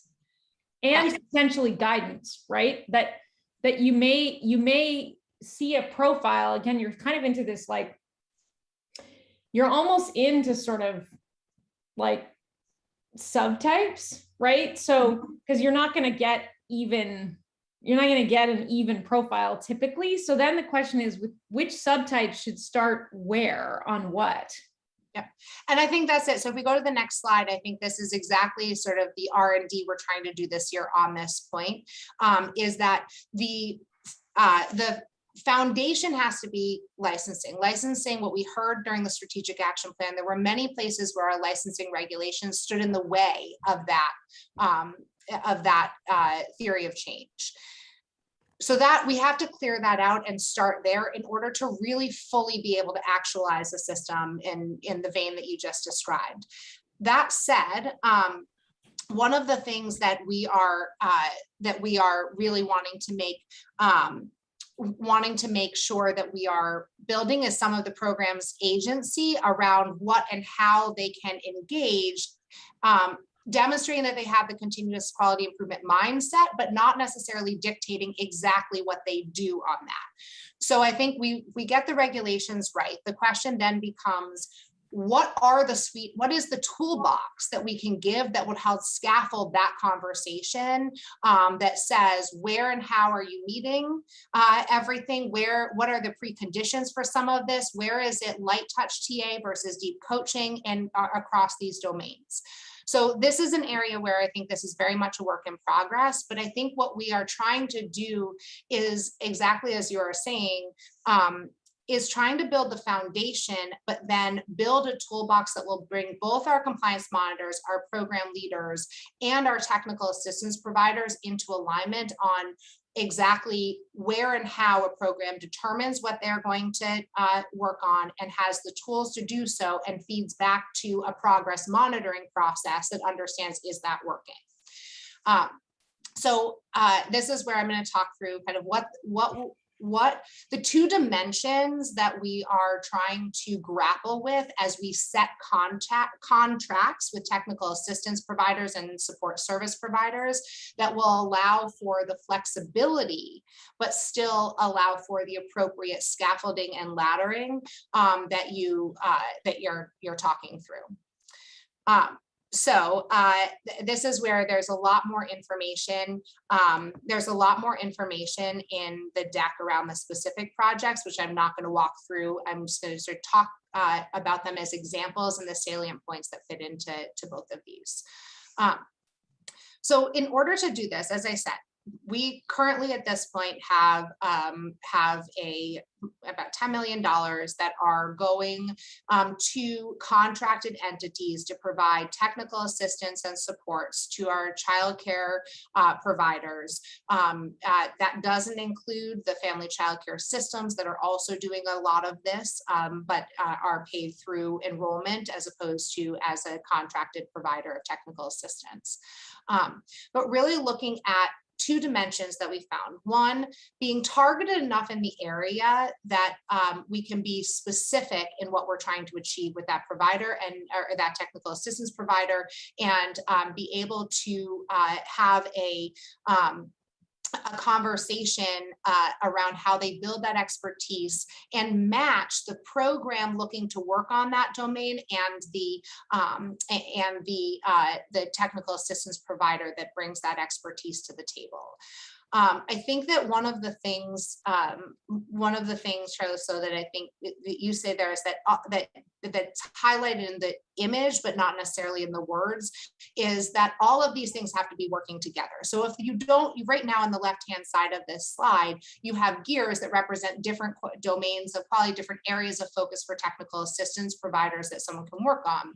But they have to be functioning together. If the gears are broken and we don't have a clock, it doesn't matter if it's on the right time or if you're focused on the second hand or the minute hand, if the gears aren't actually turning together. And so there is a baseline around those circles on the outside, which is you have to be focused on being able to set the conditions for continuous quality improvement, meaning you have to make sure everything's functioning together before you go deep on any one domain. And so that is, I think there is some work to do for us to figure out as we move to sort of the engagement level, to work to figure out what is the handoff that then happens. What are the expectations for a quote unquote generalist of a technical assistance provider? How does that filter in and align to more specific domain topical expertise? And where might you need both and? Because I think this is where when we go to, okay, so what is a deep technical assistance and coaching and highly targeted and looking at the specific expertise and what is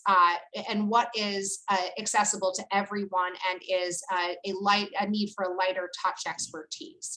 And I think what I sort of envisioned from this over the course of the year, and we'll talk through some of the ways, is getting to a chart to understand where our gaps and where our successes are of, where do we have specific focus from a technical assistance provider, and where do we not have specific expertise? And then are they doing more general light touch, or are they going deep in and coaching a specific provider in a way that will provide more of that reflective improvement process on a week-to-week basis? So pause and have questions, but I think This is the initial thinking of how we would structure some technical assistance contracts over the next couple of years. And then I'll talk through where some of our specific quality improvement initiatives are showing us a need for all of the above, but making sure we are filling in those and demonstrating gaps along the way. Sorry, I'm not sure who was first. I did not capture that. Joni, go ahead, and then Maura. Thanks. I think we're both thinking the other one came in first. So I appreciate this thinking. It's really complicated. And I know that you're trying to make this more of a positive approach than a punitive compliance approach, hence the need for really efficient technical assistance.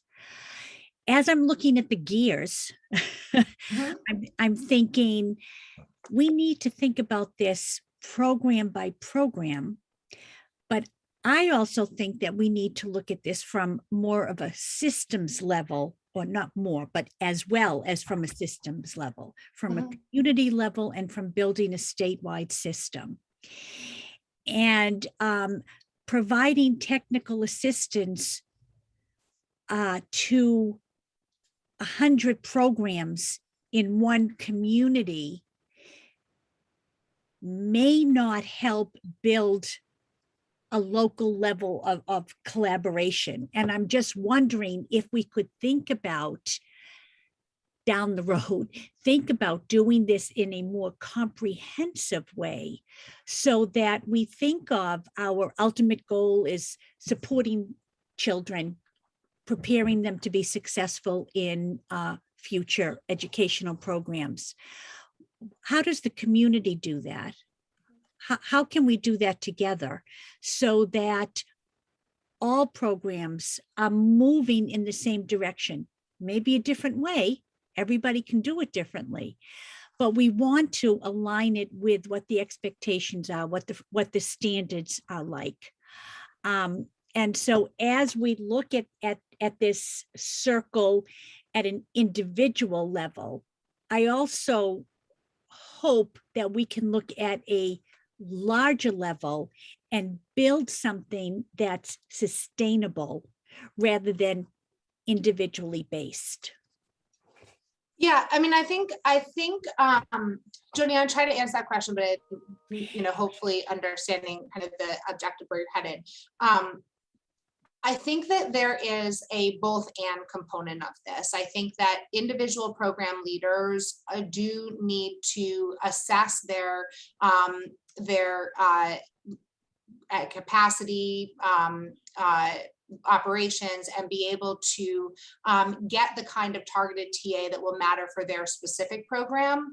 I also think in some of the things we started to talk about and brought into some of the FY23 thinking, I think as well, is that in addition to a program's own quality improvement, we need to look at how that fits together to serve full communities and actually fosters the kind of cross-community, cross-program conversations that drive a seamless integration of services for families and alignment on where children should be headed, birth through elementary school.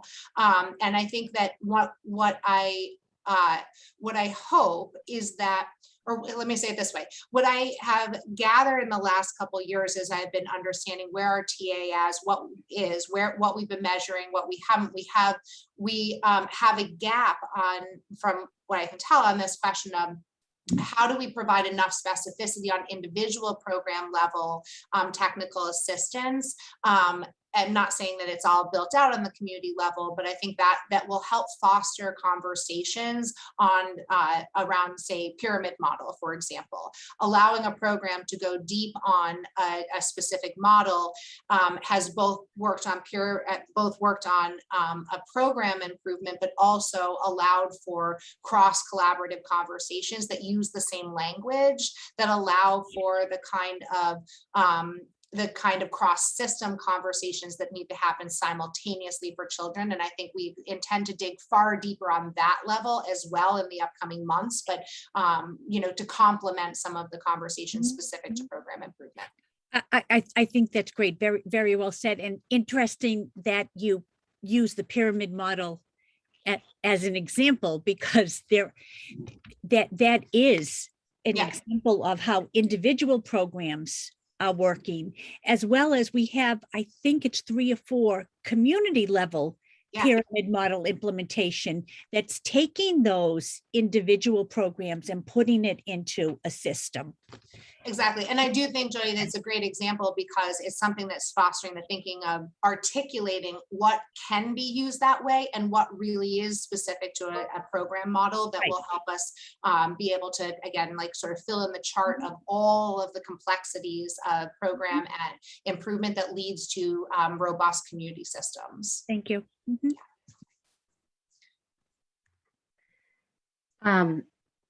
I love this. I used to lead an organization that this was what we did in K-12 schools. So that's informing my digestion of this. 2 observations, but first I have a quick question first. Are these 5 gears, did we create that, or is that a model? Because I want to improve it, unless it's like some research-based model that, okay. It's not a research-based model. It is our best current attempt of trying to capture some of the areas we have been and identifying some of the gaps. So definitely an evolution, and will continue to evolve, and would love thinking on it. Great. So then the first thought is the gear that is leadership and professional learning is not like the others. The others are domains of content knowledge and skill building. You might that require professional learning. So all of that's like the how of you getting to it. I would say it's interesting to have a gear that is personal leadership. Like, how do you show up as a leader in your building? How do you motivate? How do you, sort of actual like organizational leadership? So I would love that as one. I just think the professional learning is more of a how for all the gears. That's one thought. The second is, I think something that can be really motivating for a program leader, at least it was in school, it's the school leaders in K-12, is a rubric of level 1, 2, 3, and like what it looks like each of these gears at level 1, 2, 3, and that the coaching and technical assistance is supporting progress. And it can be subjective, but I think, and it will require about an amount of norming for your technical assistance and coaching, but it is more bite-sized and can make you feel like you're making meaningful progress. So I don't know if you have that yet, or if that's on the next step, and I'm happy to share, examples from my own world. And I know there's tons out there. Yeah, no, I think that's great. And I think this is exactly what our next step is. We are starting to look at sort of concrete observable behaviors that will demonstrate progress on here, so we can start to tier them out. I think one of the challenges that I've encountered just personally on the early childhood front, or in the early education and care front overall, is not having a level of specificity in what that progression looks like enough that we sort of talk about it as like, not to be flippant, but like, like family engagement. It's like communicating with families. I think we need a level of specificity. There's a difference between having a newsletter with families versus a parent-teacher conference. There's a difference not only in the level of engagement with families, on the opportunity you have to talk about child development. There's a difference on the kind of time your teachers need to dedicate to that and prepare for that. There's a difference on the kind of tools that your teachers would then have access to be able to not just kind of give information out, but have robust dialogue, and all of that being able to be specific enough that we can start to tier and focus a progression and not just kind of a point in time checkbox. So I think this is really great. And I think just one other thing, sorry. Please. No, please. Not making those progressions, the balance of motivation and support against accountability and sticks. So that to the degree to which this is directional, motivating progress rather than some kind of real judgment that has some teeth to it. Yep. There's something. No, and I think that's exactly some of the challenge when we think through some of the ways that we've been able to drive that. I think we have leaned in the direction of then no teeth. And I think we really don't want to then, all of the research on coaching and accountability is that really that they need to be linked, but not the same. They need to be mutually reinforcing, but not the same. And so one of the things I think we've challenged with is that mutual reinforcing part. We've done a good job of separating our licensors as the compliance metric and the technical assistance providers as external entities who can come in and help. But I think one of the things, particularly on the childcare provider side, that we have struggled with is how we make those mutually reinforcing the same continuous quality improvement process. So a couple of things just on as to some of, I think more to your point, you have a slide that sort of shows all of the different investments we're making. Some of those are platforms that we bring partners into, like the learning management system, in which we have a platform for online learning that we both develop our own content and bring, the pyramid model is available on Strong Start now, so bring evidence-based modules into. But some of them are things like the PDCs or the mental health consultation that is very targeted to matching a specific service up to a program, a specific consultant or coach to a program who can help do some of that reflective technical assistance and progression building. And so I think that what we're looking at is across this suite of investments, and with this theory of action, how do we start to understand what's working and what's not? Where do we need to get more specific in some of these and start to build, again, this a toolbox that not everything is a nail, because we only have hammers, but also that not everything is up to the program leader to identify, what would be the most advantageous to work on, because there's some structure around it in some ways. So I'm just going to talk about a couple of those, and then a couple of the highlights of some of those, and then we can take it from there. So we have in FY19, EEC launched professional development centers, which was prior to my time. So I'm going to go from some historical knowledge other people have far better than I have, but it was a redesign of a regional professional development centers that were a part of this theory of action change EEC was undergoing, of working with program leaders and not just delivering educational trainings to teachers, but really building that leadership capacity. Obviously, we got as far as we could prior to COVID in that redesign, but COVID hit, and it has taught us a lot about what we can and can't do with the regional centers.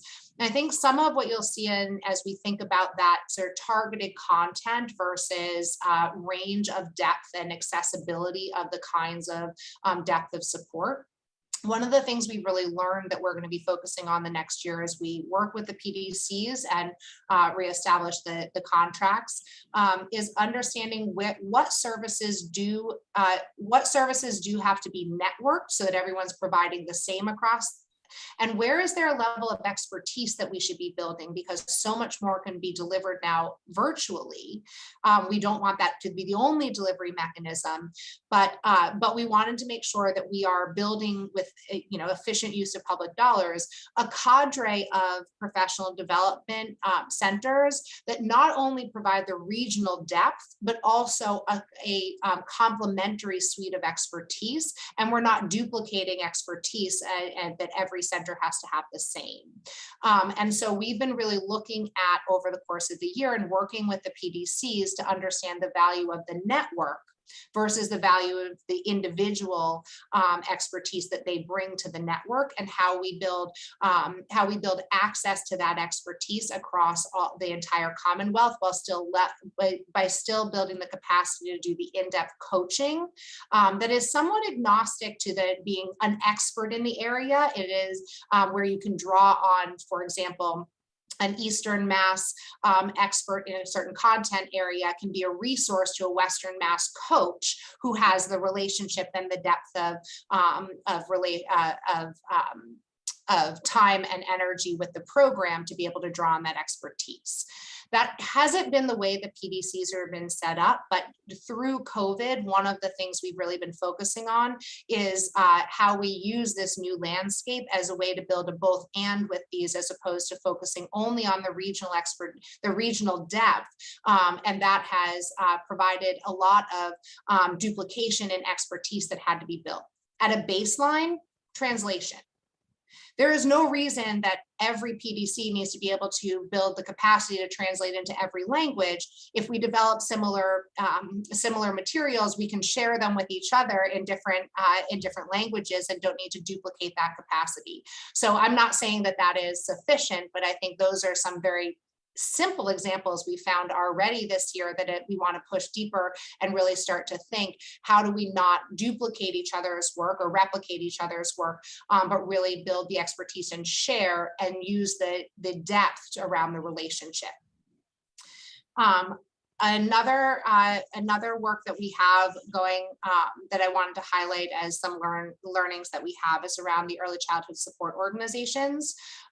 So those of you who are deeply engaged with the organization for a while know that this was when I came this summer before I actually started, I was able to see the first launch of the ECSOs, but had some struggle getting enough providers who were able to really engage with us on this work. So we relaunched it after I started and did another RFP. That really, I think, started to hone in on the three components of theory of action for this that is teaching us a lot. So the idea of the ECSOs, to go to Chair Lasso's, build on Chair Lasso's question, is that these are organizations that have to have a baseline level of quality. And the idea of the early childhood support organizations was to really dig deep into instructional leadership.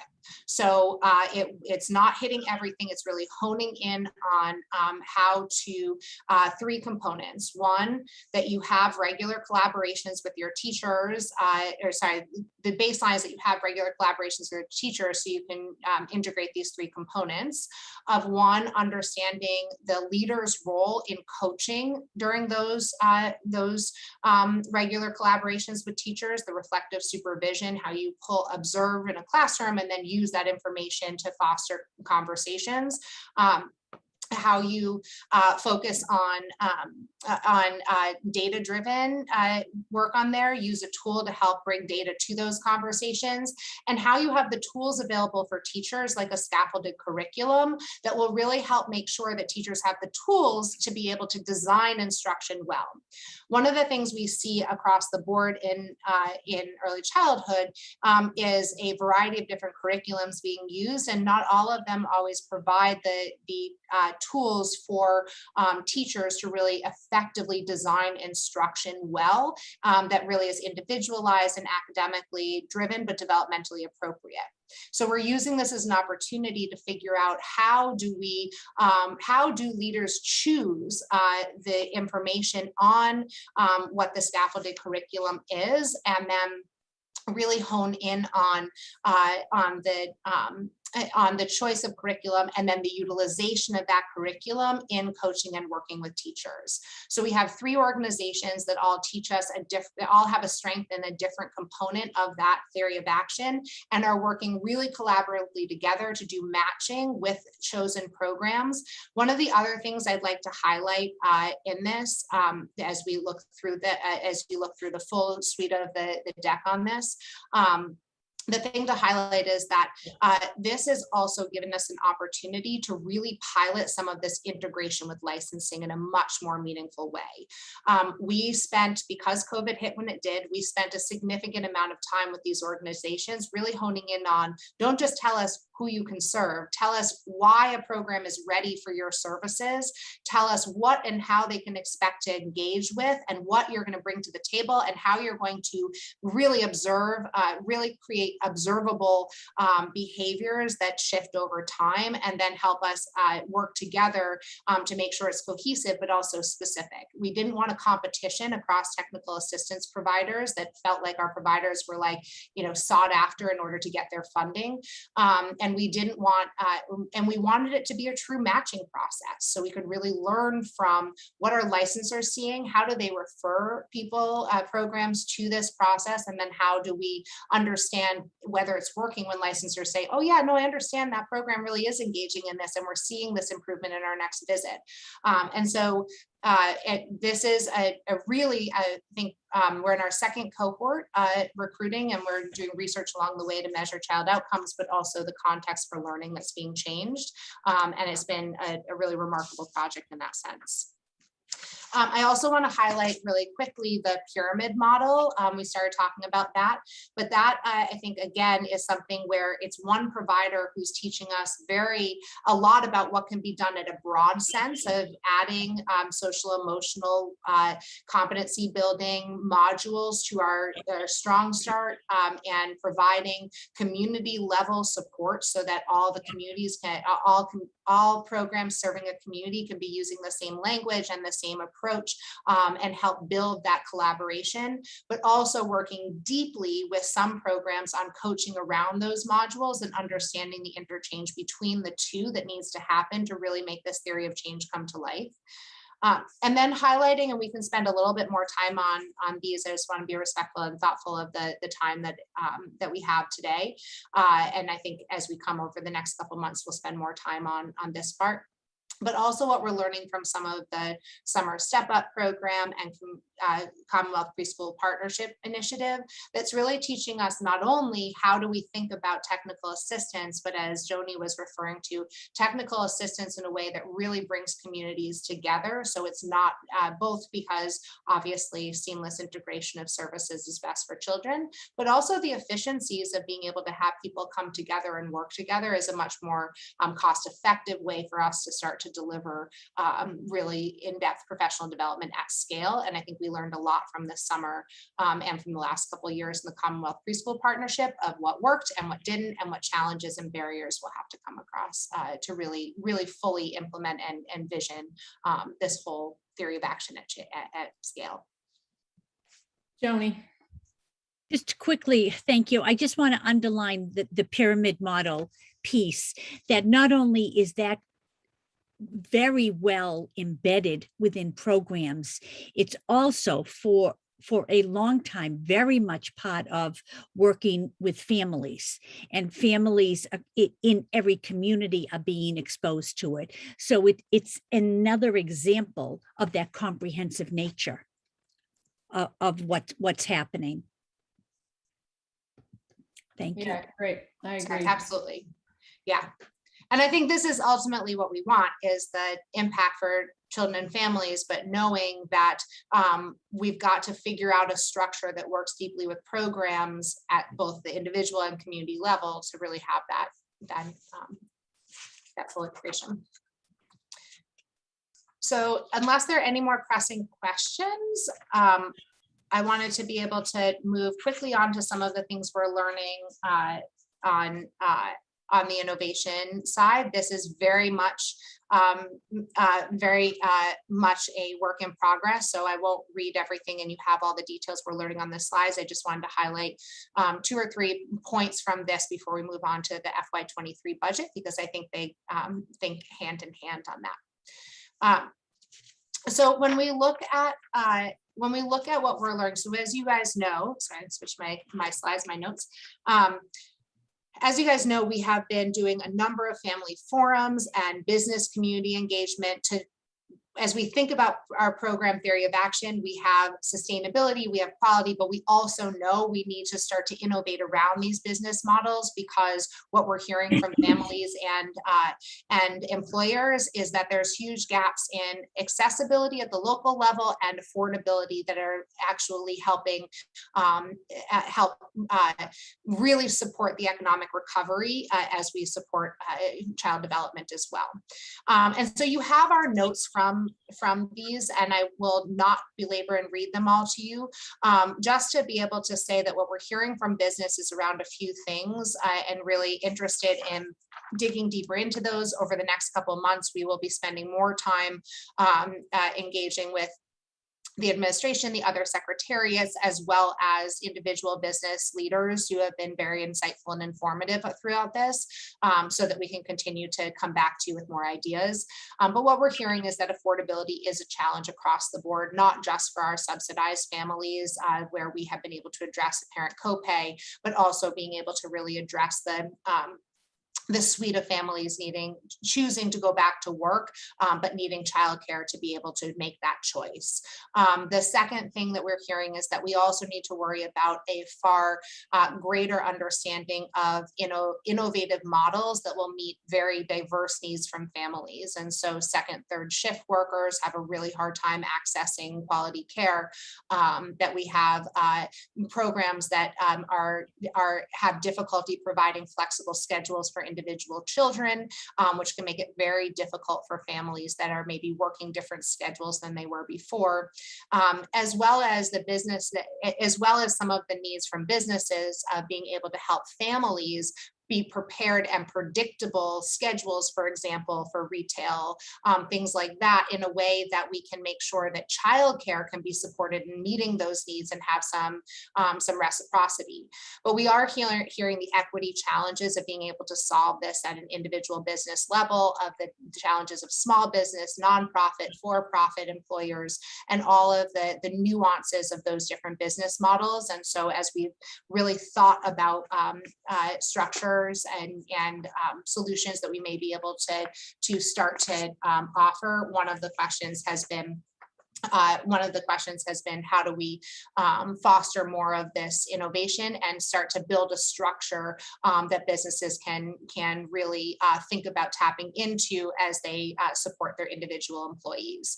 And so we don't necessarily have the solutions yet, but certainly want you all to know that as we're thinking about this, the family affordability is on the radar, and particularly family affordability across the board that really helps target and build the kinds of programs individual families really need, whether that be the kind of support comprehensive services or different shifts and hours, or a number of different, accounting for the full suite of demographics that the Commonwealth has and we care for. Okay. And with that, happy to have everyone read all of the notes and emerging themes and answer any questions, but wanted to make sure we were leaving time for the budget memo and conversation around that as well. Great. As we move to that, I will say you have the full suite of our regularly reported caseload numbers in the deck. We won't go over those today. Suffice it to say that our caseload continues to creep back up. This is, as you remember, billing from the summer at this point, and so we're still tracking the month to month. But we don't, there's no surprises in what we've seen so far, just to highlight there.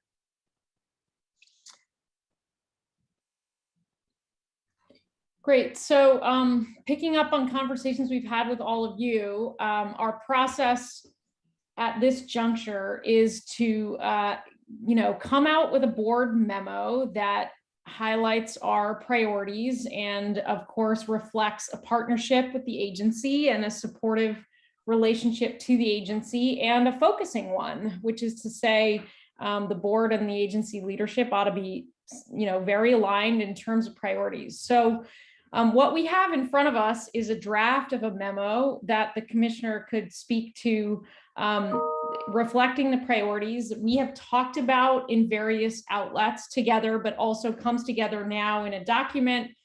Commissioner will walk through the content, big picture, and then process-wise, we've got some time on the backside of this meeting to get more into the document itself and where you might have some questions or suggested edits, et cetera.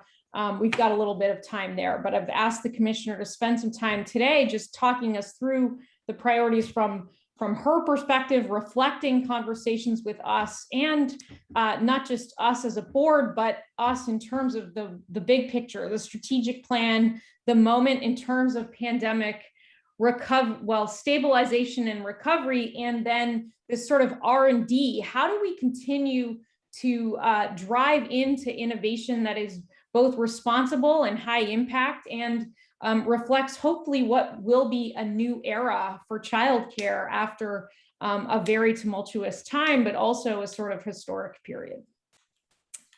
Yes.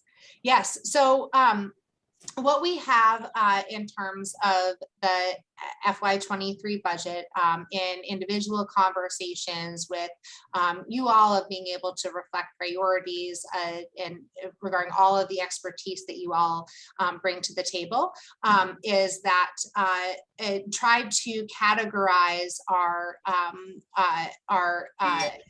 conversations into three different proposed objectives. And so I'll go over those. You see those in draft form, and I think we will really interested in hearing your thoughts and reactions to these priorities, and the accuracy in which I have captured all of the numerous conversations that have happened. So first, obviously, new information that we'll be extending these grants through the year, but I think in conversations with all of you, as we looked at initial data, interest in ensuring that we are using that information as effectively as possible to plan for an approach that would support the childcare infrastructure and operations in an ongoing way. And so obviously, with some enhancements we will be considering, there'll be new data that's coming, and very eager to continue having conversations, reflecting that, and understanding if some of the initiatives and enhancements that we will be considering are effective in driving the overall goal for operational sustainability, and as a critical component of that, adequate compensation and benefits for the workforce. So the first priority does reflect the recommendation to consider ongoing data and enhancements and information that will be coming from the year-long grant, and use that to inform an FY23 approach that would be meaningful in really sustaining any progress that we make in this time. The second priority that we heard and trying to categorize, and why I wanted to also highlight some of what we were hearing from business and from families, is around affordability. And so obviously, as you all know, and we've been talking, it is the subsidy contracts are ones that have to be rebid this year. They are over 10 years old. And so really highlighting that this is a thoughtful approach, and that one of the things that we want to take on when we look at the subsidy contract is really understanding how we can streamline access for families, reduce some of those barriers we have identified. Certainly, I think through COVID, we have been able to build some enhancements to our policies that are teaching us a lot about improved access, improved sustainability, incentivizing partnerships between parents and programs, things like not penalizing when a child is absent. How do we make sure that we provide good public health priorities and in there. And so those kind of things, the second priority is really targeted to understanding where and how we can leverage that opportunity to achieve some of the ongoing reduction in barriers that that we were able to learn from during some of our COVID adjustments that we made to the subsidy process.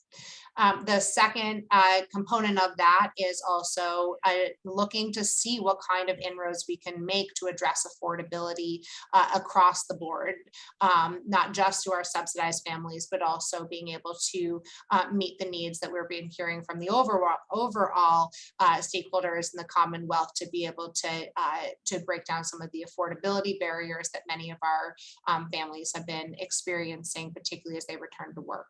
We know this is an ongoing issue. This board has talked about it in terms of women in the workforce, and being able to start to see improvements in that data. Certainly it's come up nationally, and I know in Massachusetts, this has been an ongoing conversation as well, and recognizing that childcare affordability is a huge driver, particularly for families with young children to return to the workforce, and particularly for women to return to the workforce. Finally, the third component, and I think, Joni, this starts to really hone in on some of the conversations you were alluding to in the program improvement, is understanding and picking up on a theme that we've heard pretty robustly through the retreat and through our conversations, in that program operations and program stability and quality for childcare is vital, and our operational grants and the coupling with the way we've talked about technical assistance is going to be incredibly important to keeping that pillar solid. That making sure that those are affordable and accessible to families is also a critical component of in the hierarchy of needs for families. If I can't access childcare, I can't go to work. There is a huge challenge there.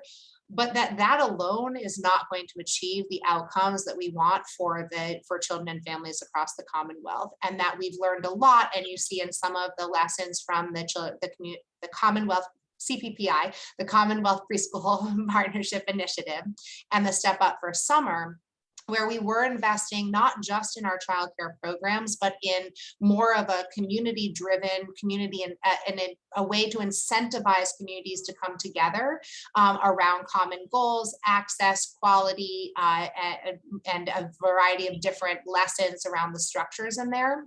But knowing that across all of the work we've done, we haven't necessarily invested in recently in some of the infrastructure it will take to bring communities together in an ongoing way. And we saw in COVID, as communities have come together collaboratively and invested in and developed new approaches, that it's been a 5th, 6th, 17th job for someone on the ground. And if we want to really make sure that this is something that is sustained and that children and families continue to be impacted, there needs to be an intentionality in how we incentivize local investments towards that collaboration, how we ourselves invest in the infrastructure to be able to facilitate that collaboration, and how we really think about it not at a community level impact, and not simply just the program, the individual programs. And so obviously this is incredibly complex work, and the approach that has been emerging does not say exactly how it can be done, but I think reevaluating the suite of funding that we have, but then also looking at the gaps of that funding and addressing some of those infrastructure gaps is the proposal that that we heard would fit the priorities of the board members. Thank you, Commissioner. I'm happy to say a few things, but let me open it up first to hear from others, whether this sort of at some level, this frame really reflects where we've been. I think partly where we've been, where we're going, right? Hard to decouple the two because we've learned so much and laid bare so many issues over the course of the pandemic that I think from my perspective, we just want to be sure that our frame is really about going forward, because we're not aiming to recreate baseline, right? We're not aiming to go backward in a sense. Secretary. Thanks, Madam Chair, and thanks, Commissioner. I mean, I really just want to sort of thank you for framing it in this way. I think these are the right categories, the right buckets, which have to do not only with sort of how we would think about the FY23 budget per se in terms of how much goes into what line item, et cetera, but how we use those resources that we have, both existing resources and new resources that we may need in order to move the work forward. I mean, I really, I think we all understand that the current system, or the pre-existing system, if you will, needs to be sustained and rebuilt and strengthened as we move forward, just in our present state, but especially as we come out of this. And as more people begin to return to work and the demand for childcare services continues to increase. But as the commissioner said, the world we're looking at in the future, which is really already here, is going to be different than the world we knew in the past. And therefore, we have to have a more flexible, more innovative system that's able to flex to meet the needs of this new workforce and the new demands of employers and, the challenges that families are facing post-COVID, which means we have to be thinking intentionally about how we incentivize, encourage, and support that level of innovation, sort of at all levels. And then finally, this focus around community-based solutions, I think is, in some ways, this is, in all ways, this isn't news to anybody. We've been talking about this for a long time. We've, to varying degrees, failed to make it a reality for parents who still see a very confusing array of options and are also unaware of other options that are available to them. And so they're not taking advantage of the resources that are there, and we're not creating resources that would support parents regardless of what choices they make for their own children and for their own and for the care that they provide or that they access, to make the most of the opportunities that are available. And so that requires us to be more thoughtful. And I think we've been moving down this path. We just need to sort of build on the success and the lessons that have already occurred in various places and try to make them more consistent, to take them to larger scale, to make sure that all parents, regardless of where they live, have sort of an easy way. That may be too simplistic, but have a way that they can navigate regardless of their circumstances, so that they can make the best choices for their children. And so again, I think this is one of the maybe, I don't want to say hidden benefits of COVID. I don't want to give it that much credit.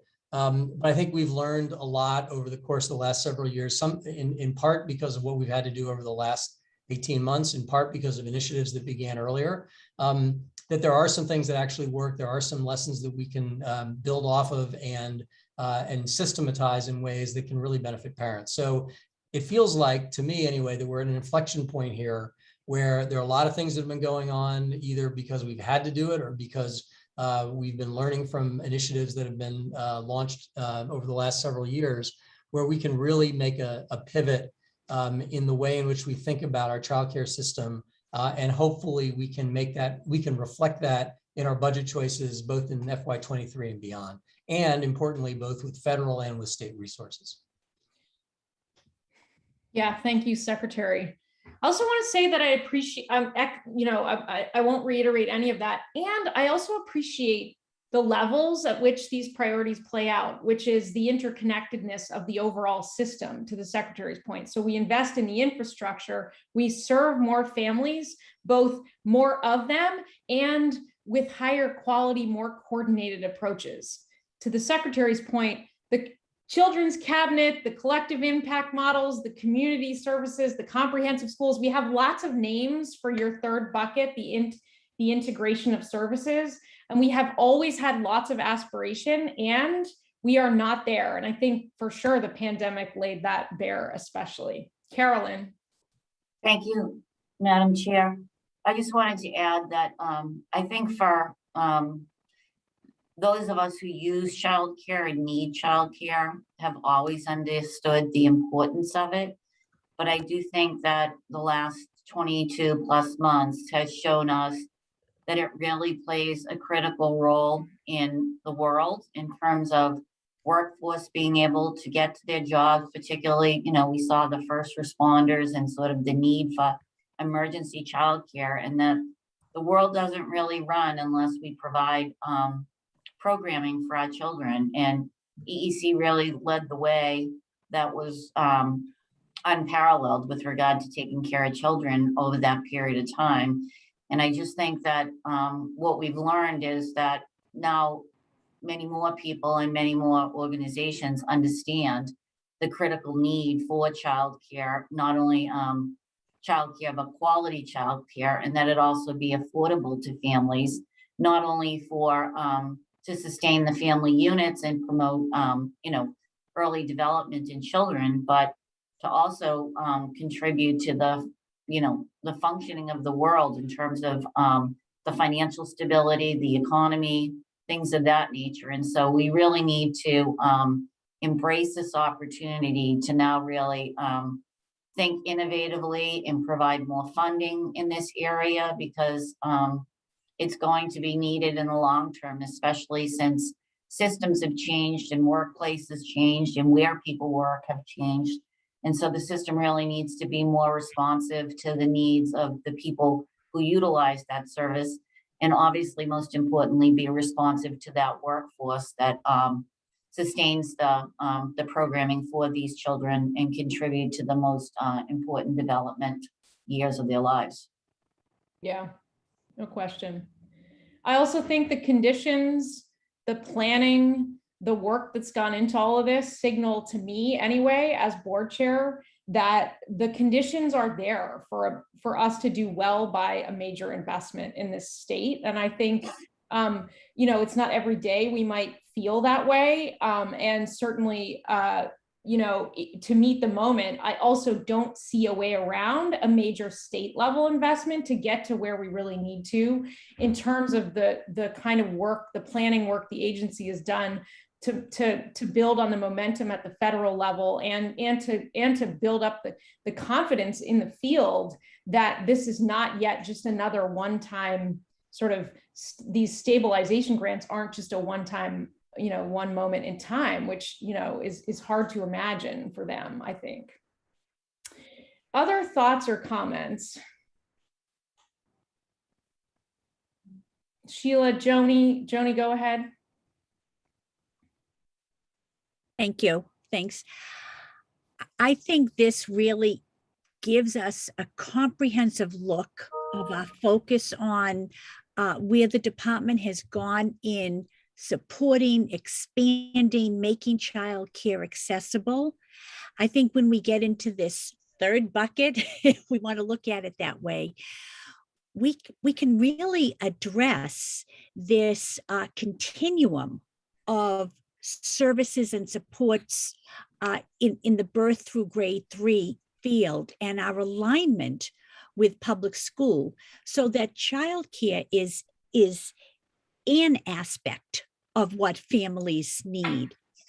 But we also want to really look at the continuum of services and educational supports that families will want to understand and access as kids move through this birth through grade 3 continuum, whether they access childcare or other programs or no programs at all, but really understand that educational impact of families understanding, preparing children and supporting their development.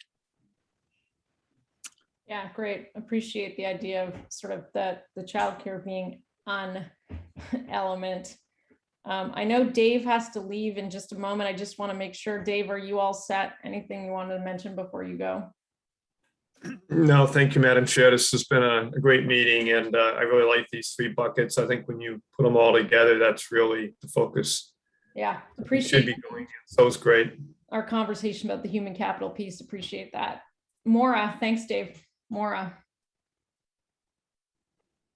To Dave's point, sometimes priorities suggest you can drop one, you end up winning 2 out of 3. And I think when I just think about the progress on each, they're all sort of, it's almost the degree of progress in each of these 3 that actually have to be synced up together is what it's making me think of. And then, the thing on the right, the community level integration of services, that's where efficiencies and effectiveness and system change all shows up. And so I guess I would just encourage, that's the hardest one to do, but where the biggest gains come on so many levels. So the more concrete, I'm going to go back and read the budget like the memo and the particulars. I think like spelling out a vision of what that looks like, or what year one, sort of Yeah, year one progresses to year two, progresses to Yeah. year three, could be helpful to like tactically think about that. yeah. And it's true that we won't leverage 1 and 2 if we don't push on 3, Right. right? We've had In to other before. words, this goes back to some conversation much earlier in this meeting, but like we could get the slots and get the operational model better and the infrastructure going, but we're not actually doing a better job serving families and putting children on a great path. So yeah, appreciate that feedback as we think hard about just our own discussion and messaging internally, for sure. Anyone else? Any other comments on, and of course, happy to follow up after this meeting as well, anytime. Certainly a great framework to help organize and to help inform efforts towards this next era, for sure. Joni, I was just going to add, I don't think you saw me wave my hand, but the invest in community level integration of services, I really, think that's like a long-term goal that needs to be worked on immediately, but obviously with sort of outreach into the future, because I do think that, people saw the value in terms of continued operation of childcare. And so this is really an opportunity to capitalize on the recognition of its importance in a way to build partnerships and to get businesses to invest in this need, right? Yeah. And so that they can be offered in more places, and quite honestly, so that funding can be shared across organizations, and not, it's not something that the government should be handling on its own. It should be contributions by those employers who benefit from its existence. So hopefully, having seen the benefit, that will be encouraging and motivating to them, right? And maybe, I don't know, long term, I don't know about tax incentives or things of that nature, but exploring all those opportunities is something I look forward to doing. Yeah, it also drives into some planning that we're doing to pick back up on that conversation about public-private partnerships and how do we really bring this alive in communities. To your point, Carolyn, it's not just going to be a state agency that does this. Actually, the real work is very much on the ground, and it's with new stakeholders and new partnerships, no question. Anybody else with any last comments? Just feel free to jump in because I can't see everybody with the gallery. Madam Chair, this is Paul. I would just add, I don't want to repeat a lot of the things that everyone said, but want to amplify them. I think the comments have been right on, and I can't help but think, Commissioner, just as somebody that's still new to the board, when we think about all that you presented about what you're currently doing, as well as thinking about what we are going to do, I just want to acknowledge you and your team for putting this together, because it is thoughtful and it really is. Madam Chair, you use this term all the time, but it's about the moment that we're in. And so, I appreciate the leadership of the team that does this every day to put something together like this that also deals with, the vulnerabilities and the opportunities that exist on a daily basis. So I just want to amplify other people's comments on that. Yeah, great. Thanks, Paul. Certainly, no question. Well, I think that was a great meeting, lots of great content. I think all very connected, which is heartening. I think it all has to feed back to mission and ultimately to serving children and families. And we do that by being really attentive to the way in which the pieces relate to one another, the workforce support, the program, the strategies for quality improvement, the strategies for community building, et cetera. So appreciate the coordination and sort of connectedness of the agenda items to drive into the budget discussion. Procedurally, we'll follow up on the budget memo and more discussion there, and we'll all, I think, have a chance to read even more closely in the coming days and go from there. But for now, consider the meeting adjourned, and want to thank the commissioner and Jocelyn and her team, et cetera, on some really great work. Thank you all, and we'll see you next month. Thank you. Everyone. Here. Thanks, Sam. Bye. Thanks.